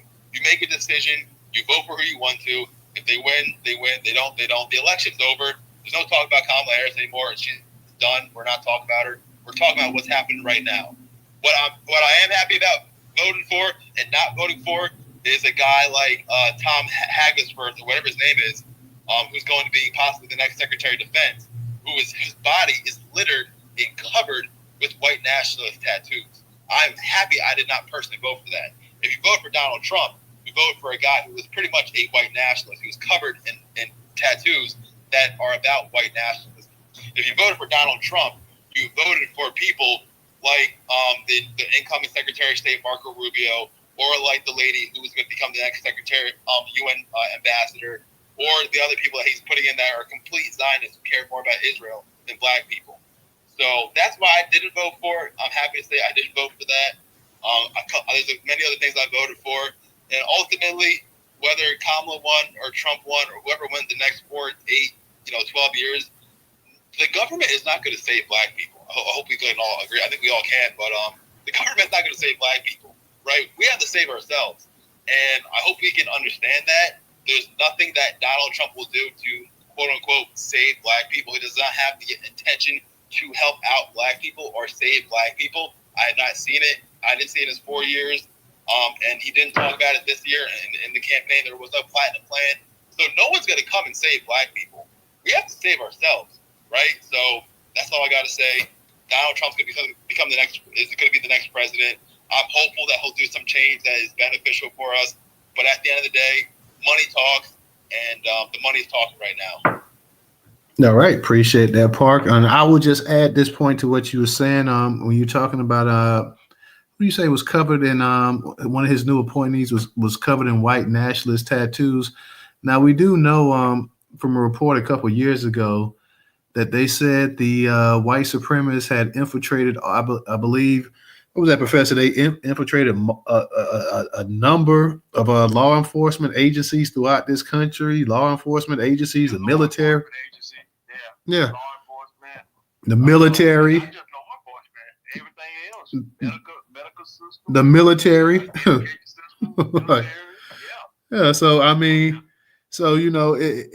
saying, yeah, we know Donald Trump. We know for a fact, looking at the videos, that he has a bunch of white nationalists that support him. But let's also not forget as well too that also there are a bunch of white nationalists. They may not be out front with it, but it's a bunch of white nationalists and white supremacists that's also with the Democratic Party as well too. I mean, they just so I hear what you're saying, and no doubt I'm not going to sit here and say that it's not. But I'll say one thing, and this is something that actually happened that relates to the current administration and the guy who's coming in. I can't think of his name. I think it's Tom Haggisworth, the guy on Fox News who I'm talking about with the white nationalist tattoos. On Biden's inauguration, they invited the National Guard. He's a part of the National Guard. The guy who he's going to become the next Secretary of Defense, he was actually told by his superiors to not attend. Why was he told not to attend? Because of his tattoos. The Biden administration, and if we all remember Biden's inaugural speech, he called out white supremacy, right? He said that it was actually one of the biggest threats to this country. What's his name? He called it out, but he never did anything to stop it. But go ahead. Okay. I mean, maybe. But the point is that, the guy was literally told to not attend the inauguration and to stand down because the fact that the Biden administration noticed, and it says to a lot of people, I remember this being a headline, that a lot of people who were in the military were told to leave, or you're not allowed to attend this, you can't do that, you can't be promoted, or whatever else, because of their affiliation, whether it was their tattoos or whatever else. And multiple people in the Biden administration, I'm not saying they did anything. I wish they could have done more, right? But when they went to the testimony. I'm trying to think of the guy's name who was the Joint Chief of Staff, Mark Milley. He talked about this too, and they did do work to begin to unravel a lot of the white supremacy that is in the military. That's just one part of the whole entire cake. But again, I'm not going to sit here and try to defend saying that Biden was the savior of black people. He ended white supremacy. He did not. There's no doubt about it, right? But I'm just saying is that, again, elections have consequences, and it is a little ironic that the guy who was told not to attend the inauguration because he is a white supremacist is now going to become the next Secretary of Defense. I didn't vote for that. If anyone did, you got what you voted for. Congratulations. But I didn't vote for that. No, but in previous elections for Joe Biden, you did vote for somebody that helped to sign in a damaging piece of legislation called the '94 crime bill. I'd be interested to see how Joe Biden voted on the. He wasn't in politics then, but it'd been interesting to see if back in '68 or whatever, during the whole civil rights era and everything, how he would have voted on some of these policies as well too, because we know he was buddy with a lot of these old Klanmen and stuff as well too. So I get what you're saying. And just for the sake of the space, like I said before, I didn't vote for Kamala and I didn't vote for Donald Trump. I didn't vote for Donald Trump or Joe Biden in the last election, and I voted in both elections. So in neither election did I vote for the Democrat or Republican. So just to put that there. So I get what you're saying about people. They support this person, they support that person. But I think and I made it crystal clear early in the space what most people in this country voted against, and most people in this country voted against the illegal immigrants coming to this country. That's what really won the election. The economy and the crackdown on illegal immigration. So people they're gonna take on what they can. Like you said, how you can pick certain positive things from Kamala Harris, but you don't support everything. Then you have some people that feel the same way as well too. Like, well, they may not be a huge supporter of Trump, but at least Trump has this one thing that they think may directly or indirectly impact their lives as well too with illegal immigrants. So we'll see how everything plays out. Let me go ahead and get to no taxation. And then I see we got another speaker up here. Is that Charlovey? Charlovey, if you want to speak, just put your hands up and we'll get to you as well too. But no taxation, how you doing tonight? Pretty good. How you doing tonight? I'm doing pretty good. That's good. How you doing, Professor? I'm doing good, sister. I'm glad to see you up in the space tonight. Always glad to see when you bring that wisdom up in here. Well, I'm always glad to be up in here with y'all. I'll tell you something. There's no place like home, huh? And this is like home to me. Yes, ma'am. Yes, ma'am. That's right. Hello to everybody in the room. All my usual suspects. I see we haven't been rounded up yet. So we out here. Karen Bass, I'm gonna talk about her in a minute. I just want to piggyback off that conversation y'all just had. Here's the thing. I hope you all in your lifetime get better selections of people who want to govern you all in society, because we were between a rock and a hard place this time. It was 61 and half a dozen in the oven. And nobody really cared to find out what we thought or battling for our vote. And I'm talking about black grassroots. We know that the majority of black people do vote Democratic. So, so what's good? That's what I have to say about it. So what's good? It's just a mess out here. It's a mess. And I think one thing that Park said that I think is something that I have been thinking before the vote. Be careful what you wish for, because he's going to have those people around him. He has to. Stephen Miller's name is not even Stephen Miller. He's and that's one of his senior advisors for years, and he's a small hat. And he changed his name to blend in, just like those people that come from Africa do to us. and he's a big proponent of white nationalism. So I knew it was going to go in that direction anyway, no matter what. He has to, as a politician, we're talking strictly politics, he has to cater to his base, to the people who vote for him. And that's who voted for him. You see what white women did. They dined each other out and went over there and voted for Trump. After they sat around Harris and all the people with Harris and talked about what they was going to do and how they, remember I told y'all when a long time ago, it was either last year or early this year, I can't even remember. I remember I kept telling y'all, I said, y'all, white women are on the move. Y'all remember that? I said, white women are on the move. And that's why this country looks like that, and that's why Trump got in office. If you want to know the truth, that's the bottom line. Because they didn't have a problem bringing those freaks around their kids. They don't have a problem with it. See? Except for the people, the white ones on the far right. But they were outnumbered. And News, you're absolutely correct. When people cannot have to make a choice between buying gas, eggs, or bread, America is in a tight spot. It's always about the economy every 4 years. Always. That's when it counts the most, is every 4 years. That's the only time people talk about the economy, is every 4 years. And so you have to keep that in mind every 4 years. Is it serving your pocket or not? And the majority of Americans said not. And so they voted for something different. That's really what happened.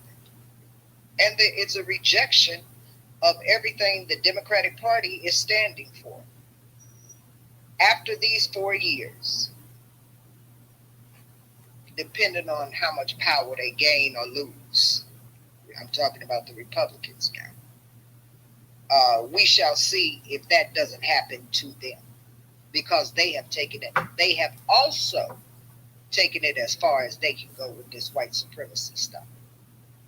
You saw the Never Trumpers from the last time. They're growing in numbers. I'm talking about those white boys, the Republican white boys that left the party and called themselves Media's Touch and all that kind of stuff. They got their stuff together, believe you me. And they play the game, believe you me. So we'll see. In the meantime, between time, what we got to do, we got to continue to fight. Park, I'm going to tell you something. Black folks pull themselves up from their bootstraps. We do for self.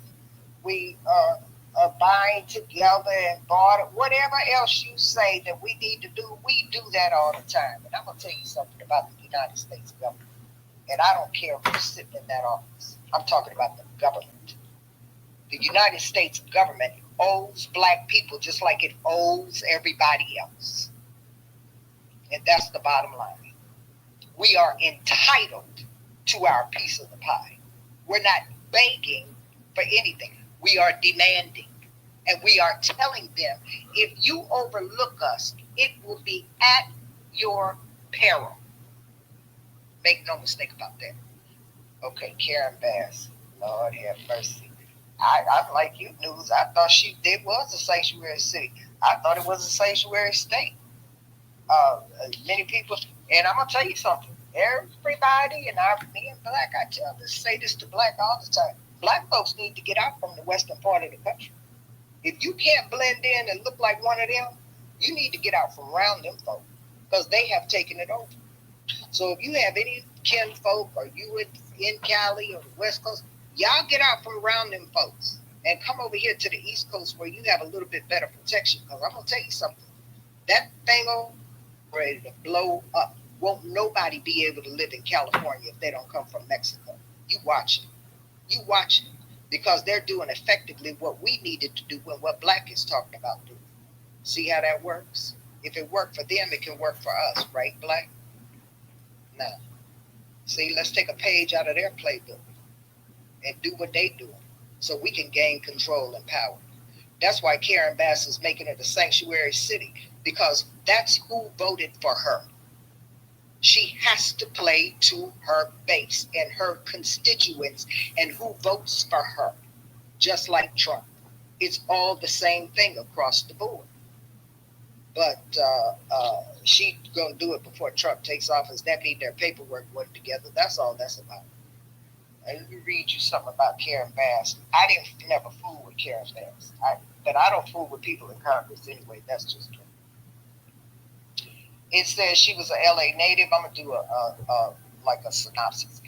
She attended college at California State University, Dominguez Hills, and the University of Southern California. She's a Cali girl. She spent her career as a physician assistant and community activist before seeking public office. She was in the state assembly for 6 years. In 2008, she became Speaker of the California State Assembly and the first African American woman in United States history to serve as a Speaker of a state legislative body. So she paid her bones. She did her dues. She did what she was supposed to do. Here's the problem. She chaired the Congressional Black Caucus during the 116th Congress seat. That's why black folks can't get nothing. She played to her face. Remember? Here's the thing. Now, here's what you got to understand. So, mayoral race, blah, blah, blah.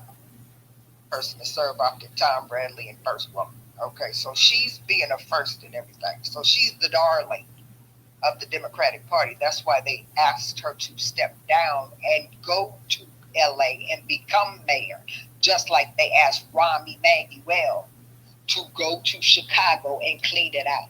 This is what the Democrats do. This is politics. This is the part I want y'all to hear. During her early tenure as mayor, she made major announcements about facilitating affordable housing construction to alleviate the Los Angeles housing crisis, but ultimately reversed herself and imposed restrictions on affordable housing construction in the city. So that's Karen Bass. I told you they're all crooks. Y'all thought I was playing. She was an activist for who? All right. Thank you. No taxation. Let me go ahead. We got a new speaker up here. Is it Char Lovey?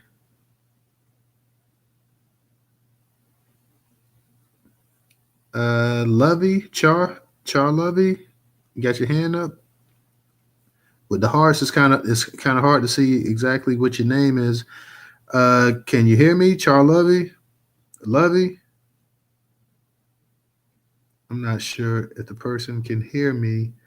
I'll try one more time, and then remove them from speaker and maybe have them come back up. Char Lovey. I'm sorry, can you hear me? Yeah. What's your name now? Is it Char Lovey? Yeah, that's it. Okay. Hold on, I gotta come up out of this gym. Okay, so listen. Greetings, everyone. It's long space, and I appreciate you giving me an opportunity to speak.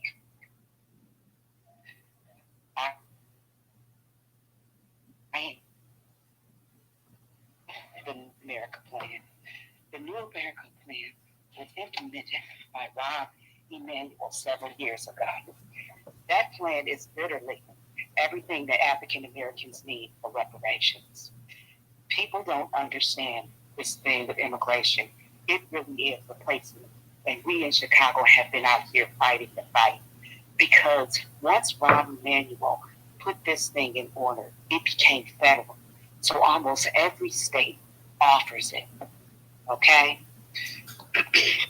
In that New America Plan, not only food, clothing, shelter, they also offered something in Chicago called the Key Card, which was an identification card, which allows them to get loans for businesses, loans for homes, and to qualify for programs that were originally for Americans. When people talk about mass deportation back and what that does to the economy, no one talked about what importing them into the economy does and how much stress it puts on our social service system. Chicago has spent $500 million inculcating these migrants into our communities. They dumped it into the Black community because if you think about it, these people have children at a 2.5 rate. So in the next 20 years, they will have desecrated and nullified the power structures in the Black community. That's all they're here for. Chicago, and if you notice, all of the states that had no ID were the states that Kamala. When I went to the poll, it came in front of me. They were new voters. They were using all this extra paperwork to vote. I could just walk in without any ID and vote. People don't understand that this is a powerful. Not only does it nullify our opportunity to vote, the white folks understood. This bust up their unions. This allows them to come in and work at a rate that we can't afford to live on. They can't even afford to live on. They don't have any particular loyalties to this country. I don't have any issues with the migrants themselves, but even when the migrants get in power, because I live in Chicago, and we have about 51 wards, and about 20, almost half of the aldermen are migrants. Everything that is for Black people, they vote against it. These people use civil rights legislation to help every group but Black people. They have to go. They have to go. And the one thing I think Black people understand now that they probably did not, but I was very clear. They have always never had any money.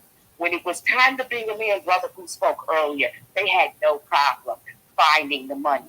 They have bankrupted Chicago to bring these people in. And it's so sad because we are people with a bleeding heart. So we think things like this are okay. Love your Black self.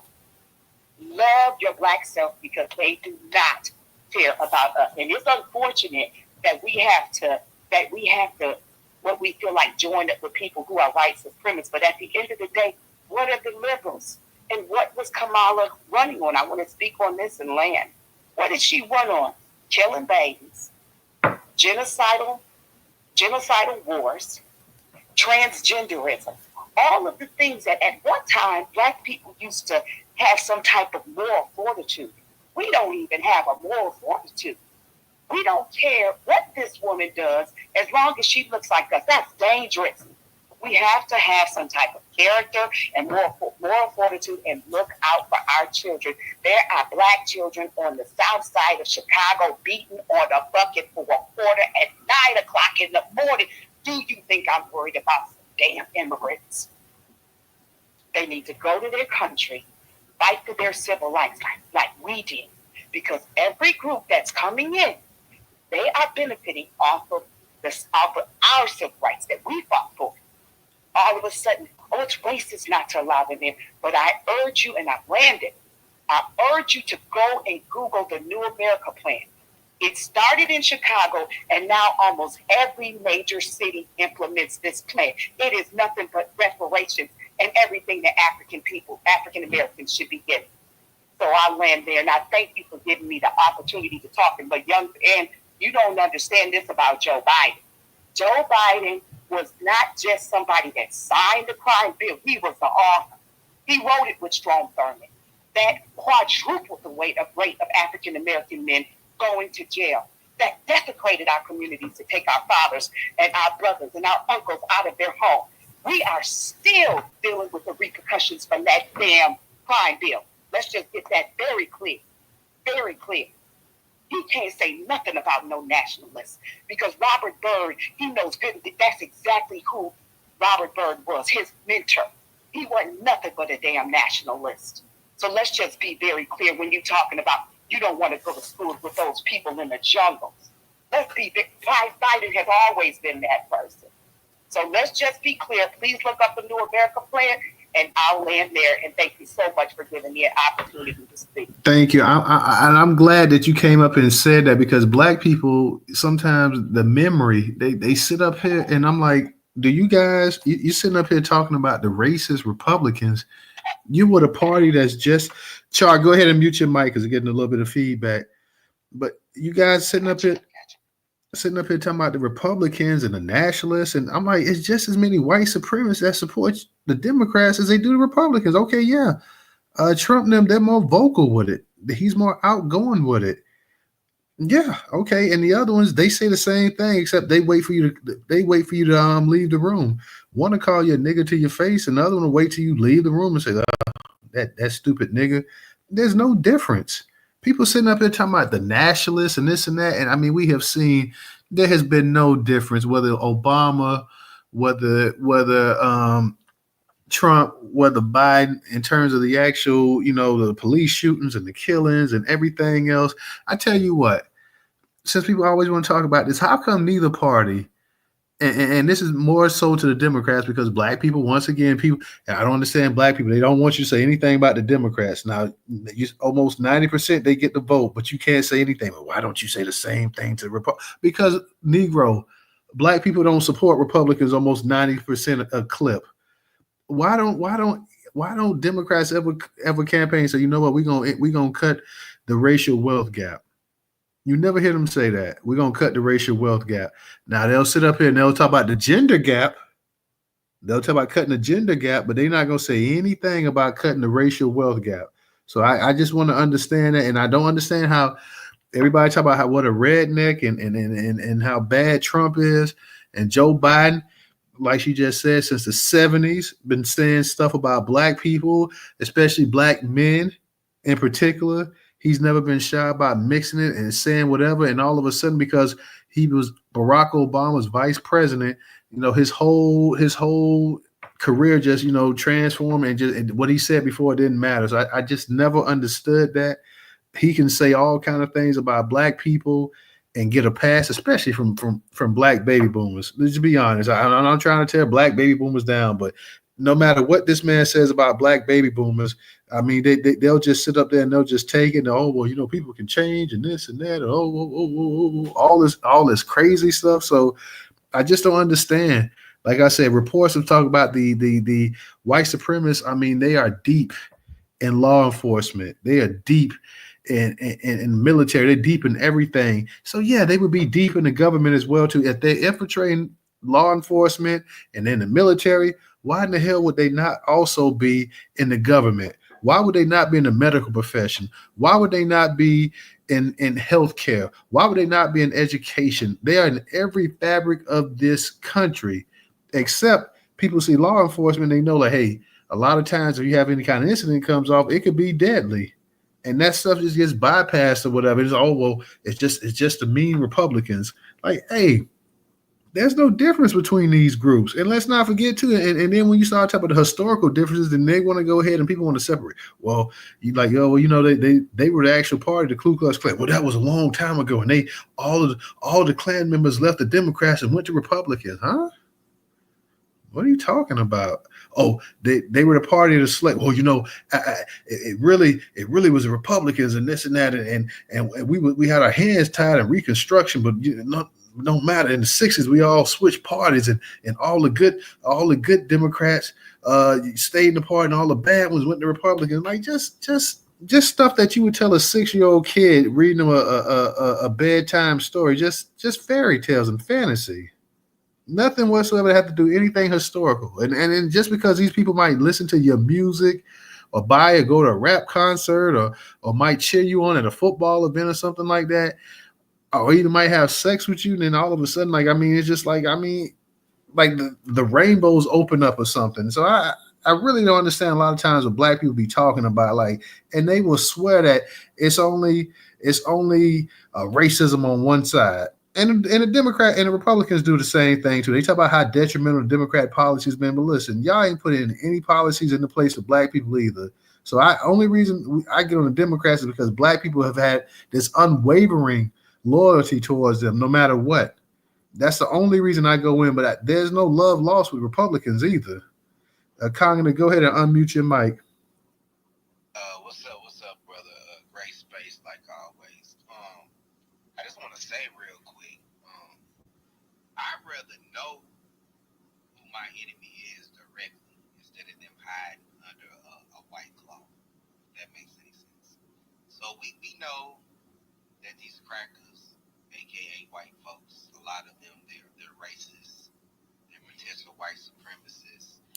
rather know before I walk in the room who I'm dealing with. So, I mean, at the end of the day, I mean, who cares? We've been dealing with it for years.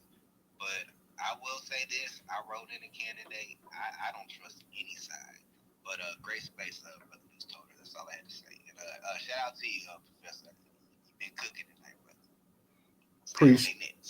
Appreciate that, Congregate. Appreciate that. Thank you. Let me go ahead and get to anybody else who wants to speak as well too. I see Funded Socially up here as well too. So definitely Funded Socially. If you want to say something, we ain't gonna keep the space going too much longer. We will be back tomorrow night. Go ahead, Funded. You got it. Okay, shout out to everybody in the space. Shout out to Mr. Taxation. Oh man, so to the title, Karen Bass, trying to make LA. Yeah, so this is something that I noticed immediately, where you have the governors who actually have the real authority in these blue states or doing the same thing. They're saying we're going to protect these sanctuary immigrants.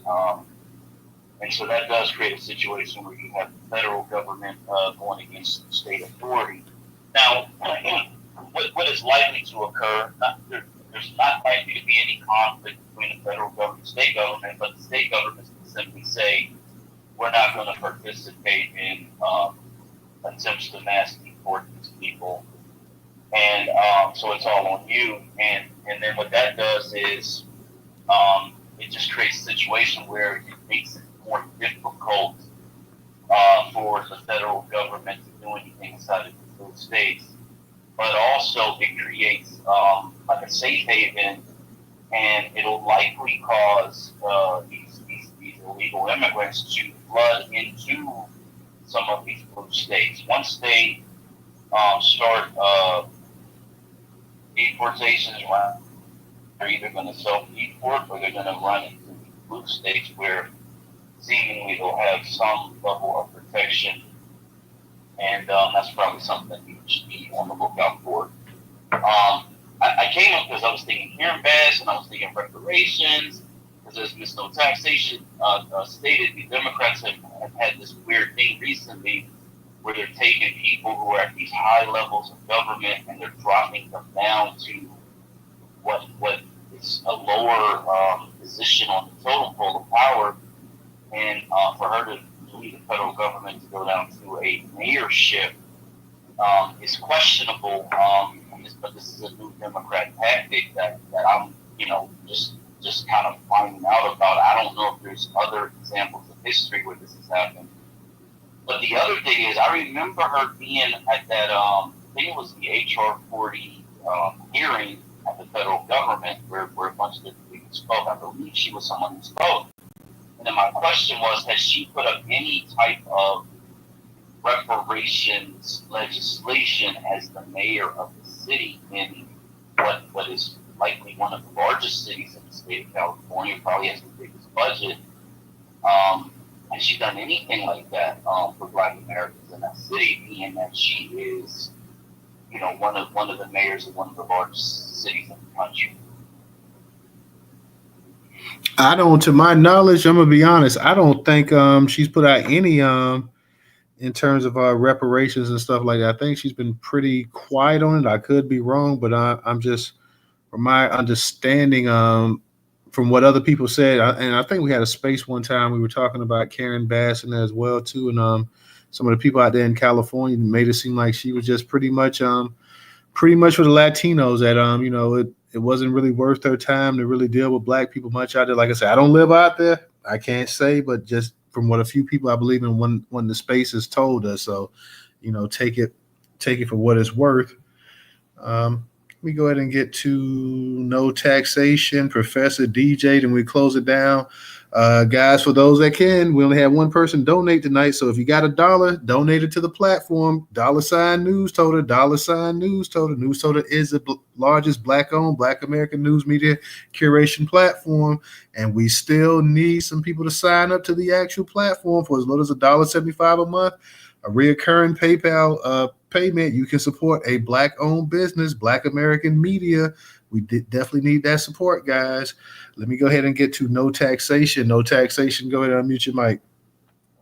I was just this week, last week, making my list news about, because now that this thing is over and I can, kind of see what's going on around here,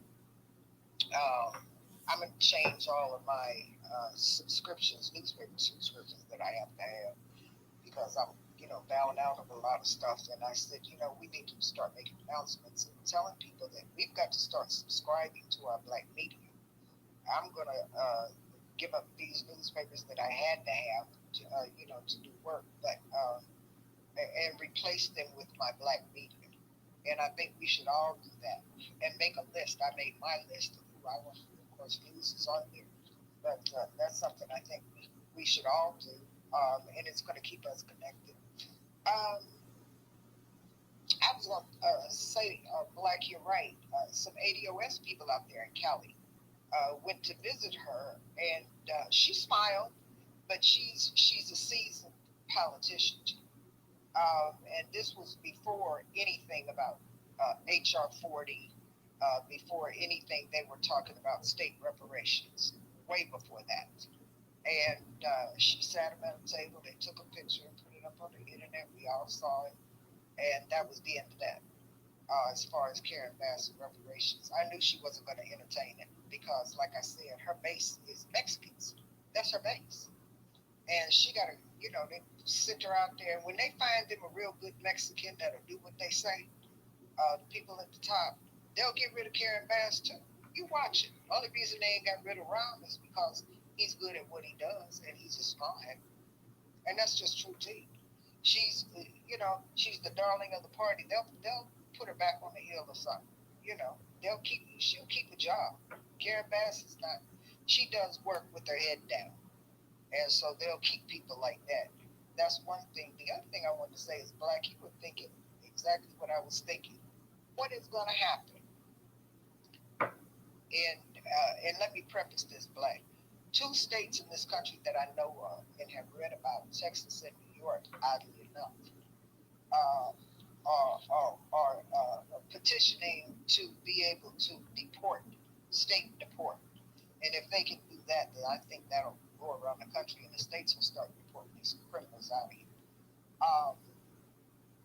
That I wanted to preface that. But what is going to happen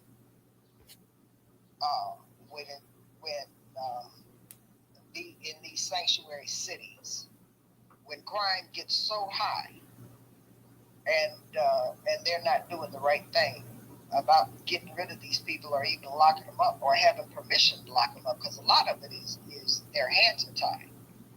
And say, for instance, Black California, and they say, well, we're not going to, this is a sanctuary city and we're going to keep these people in here, and the criminals is running amok up in there and they're not doing nothing about it.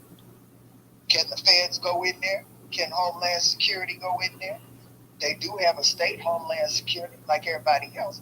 What's going to happen? Because this is what we need to be looking at. Will federalism rule the day, which is states have control, and it will through Trump? But will we have it later, after Trump? What will that look like? So that's a really good thing, and that's something that I'm really watching, because I expect it to be able to come up. And it'll be a point of law, a constitutional law, so it's going to be interesting to see what happens. I'm going to leave it there.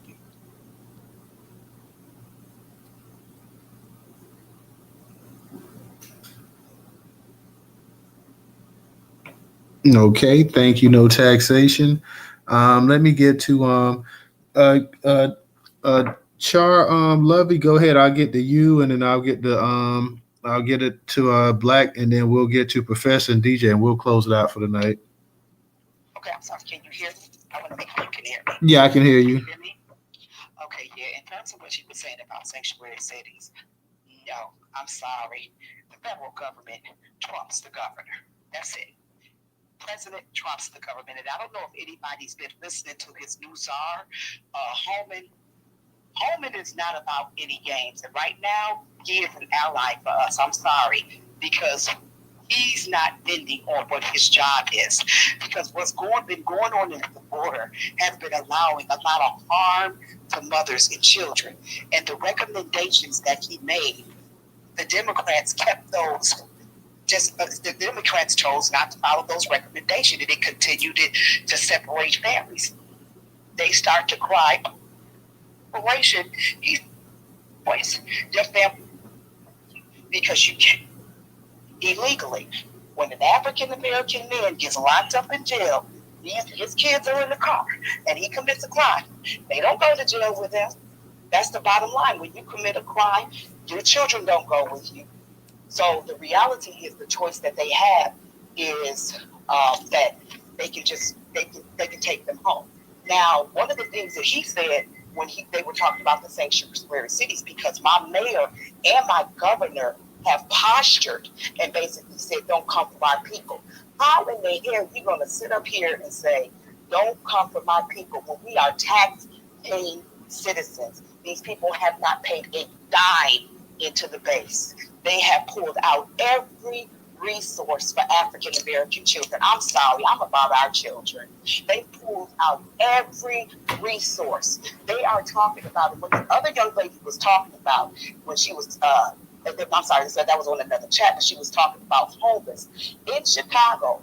Now, the definition of homeless lies on asylum seeker and non-asylum seeker, not citizen and non-citizen. So everything is set up to help those who come in, who have just come in, who have not paid into the system. This is not right. But as far as, I urge you to listen to Holman, because that man is not about games. He said we have a job to do. And people on the ground in Chicago, Tyrone Muhammad, we are here to assist ICE in any way that we can. There's already groups of African Americans ready to assist and to point them out. Because, and I'm going to land here. Do you understand that these people think that it's okay while our people are living in squalor to pay their way, food, clothing, and shelter, and they're also asking for $2,000 a month per immigrant family? Do you understand that they think it's okay that we are so low? They think so little of us that they believe that it's okay for us to pay their bills while they desecrate our community. So we're basically going to pay for our own demise. I'm serious about this immigration thing because I don't have any hate. But one thing I do love is I love myself and I love Black people. And these people are no better than we are. We got to love ourselves, because it's not okay for somebody to come in and they've been denying us reparations. Oh, we don't have any money, we don't have any reparations. But all of a sudden, you asking us to pay some type of reparations for a whole other group coming in. So the federal government trumps state. And like Holman said, he's coming to clean house. He has a job to do. And we're here to help. Thank you very much for listening. All right, thank you. And Char, I did put that those links in that tweet that you sent as well too. So let me go ahead and get to Black majority state. Then I'm gonna go ahead. I see no taxation. I'll give you a quick minute. We're not gonna take any new speakers, and then we're gonna get ready to close this thing out for the night. But go ahead. Let me get to Black, and then I'll get to no taxation. Okay, I appreciate it. So, the thing with Chicago is it's a tragedy. I hear it in people's voices in the city of Chicago. And I do have sincere sympathy for, what they've experienced. Pritzker says in order to get to these people, you got to come through him. This new person who Trump appointed, Holman, says game on. It's rhetoric, but it starts to sound like you're hitting into something that's a little more than rhetoric.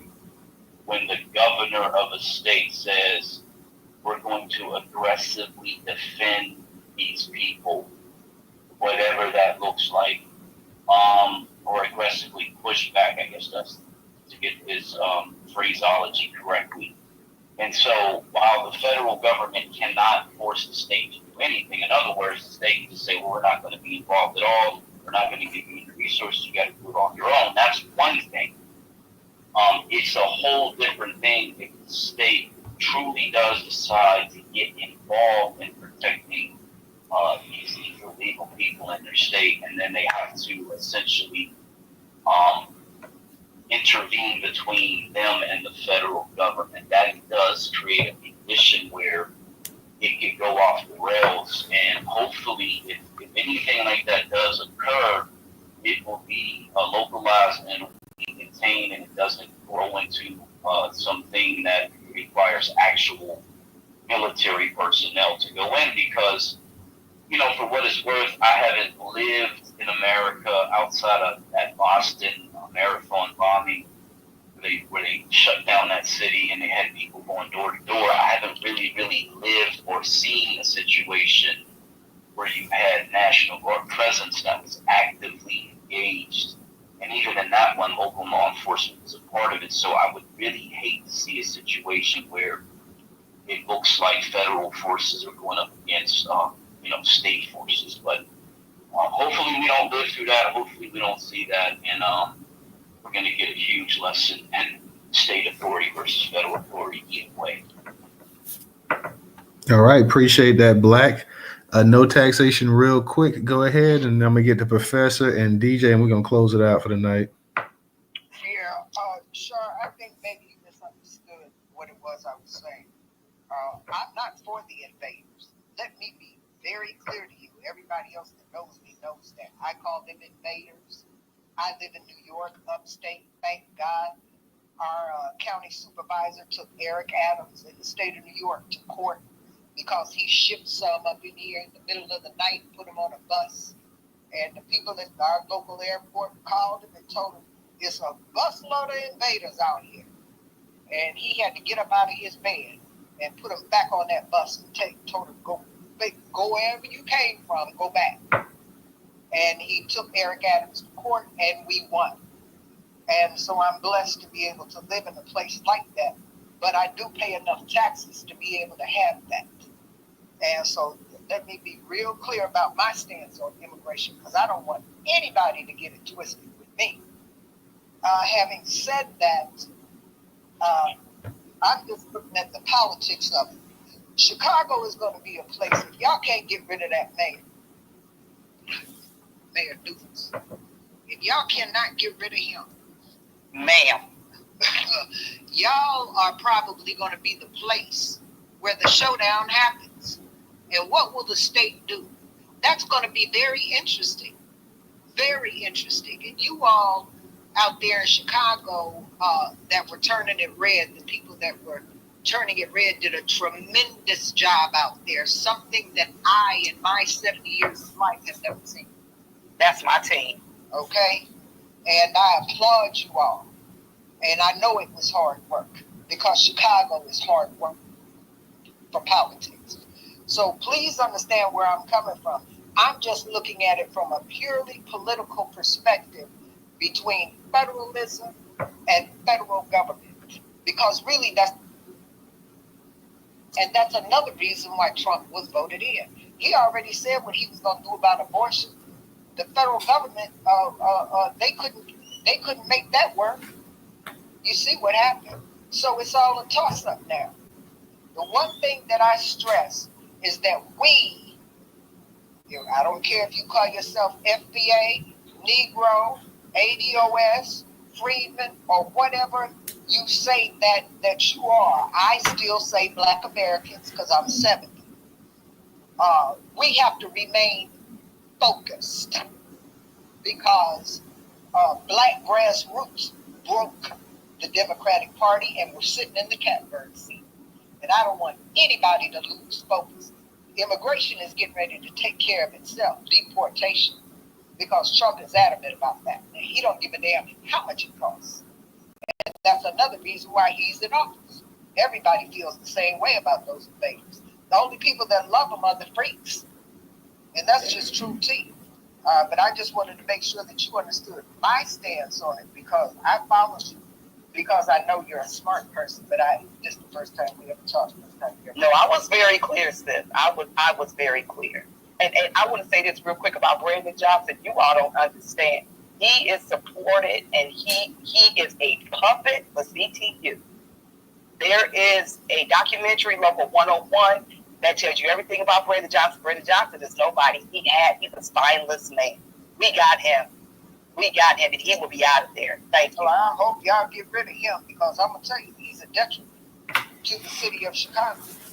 And I don't know, nothing more can happen to Chicago. Let's put it like that.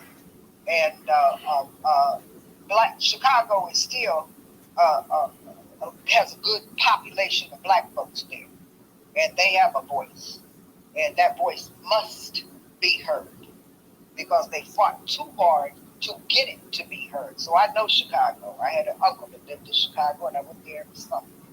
So I understand the politics of Chicago. It's tough out there. It is a way station for the mafia, and I'm gonna leave it there.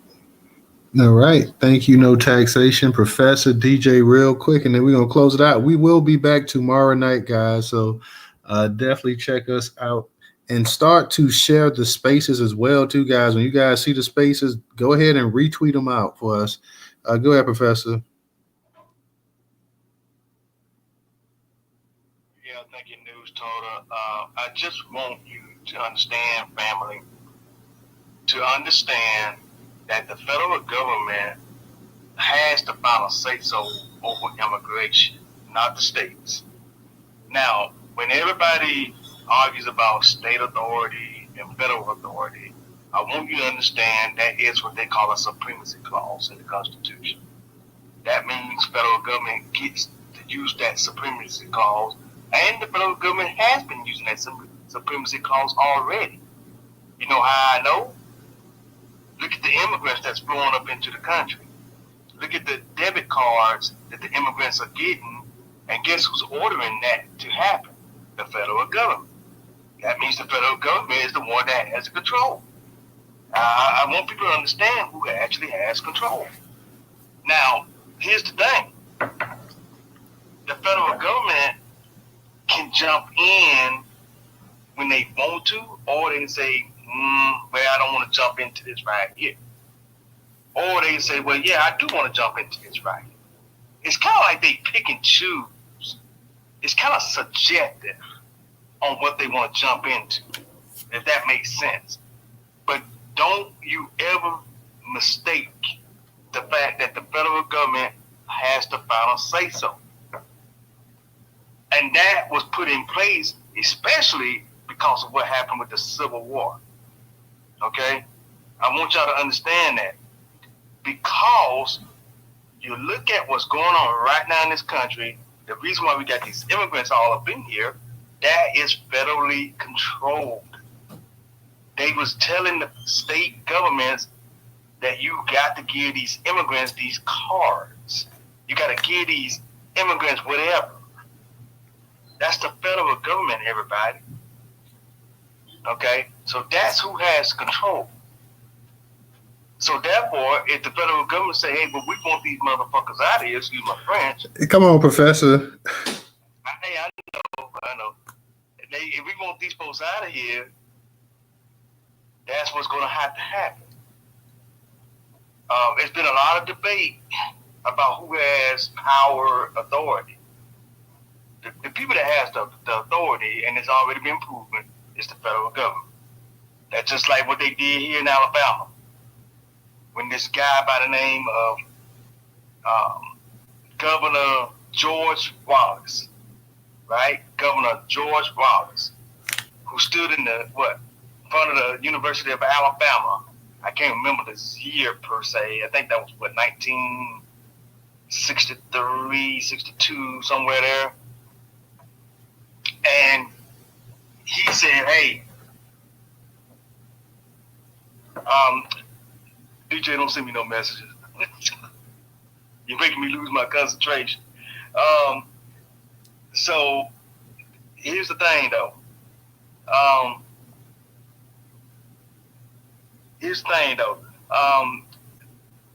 George Wallace stood in front of the University of Alabama, and the thing is, I'm telling you, they told him he had to let those black students in, right?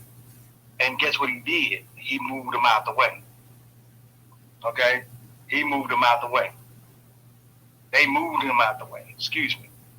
So I'm telling you, the state does not have control as much as y'all think they do. They really don't. So I'm going to land right there. All right, DJ, go ahead and unmute your mic. Family, shout out to the Newstoter space. Make sure y'all come up to the largest black curated news on the web.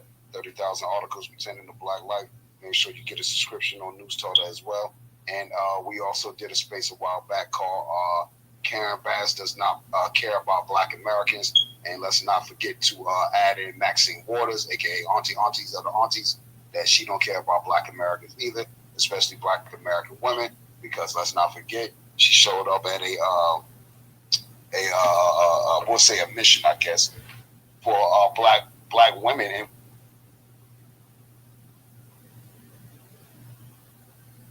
And they were out there protesting a little something. So Maxine said she was going to show up. She ain't show up. She ain't deliver. And she pretty much told them people to go home. Hold up. A lot of us homeless out here. That's what the one lady told her. And she just looked at them and laughed. So it's like these black folks that are, of political status, they boule gang, they coon-knackers. So you got to get them up out of the paint, man. That's all I got. I'll let you boy. Hey, DJ, you opening up the space? Steve. Yeah. All right, appreciate. Let me give a shout out real quick to the Clutter Queen. Thank you for the contribution. We're gonna go ahead and we're gonna get ready to go ahead and close this thing out for tonight. We'll be back tomorrow night, guys. So shout out to everybody. DJ, you say you got a space getting ready to come on too? Yeah, I guess that's a yeah. My bad. Yeah. Damn microphone. Yeah, holla as well. Hopefully the crap don't crash, but it is what it is. Come on over, fam. Yeah, because I had to turn this one off and start another space. So yeah, hopefully you guys won't have any issues. So let me go ahead. I'm gonna go ahead and end this thing. Update your phones, y'all. Update your phones. Update the app. The app updated like maybe a day or two ago or something like that. So check for updates and make sure you restart your phone and just come back up there. Yeah. Well, on that note, we're going to go ahead and sign off. So we will see you guys tomorrow. Peace. Have a good one. And check out DJ Space tonight, the late night space, guys. So peace and shout out to everyone. Thank you for coming and joining us for tonight's podcast / Twitter space / broadcast. We'll see you guys tomorrow night. Peace. Don't come up in there with that cussing either tonight.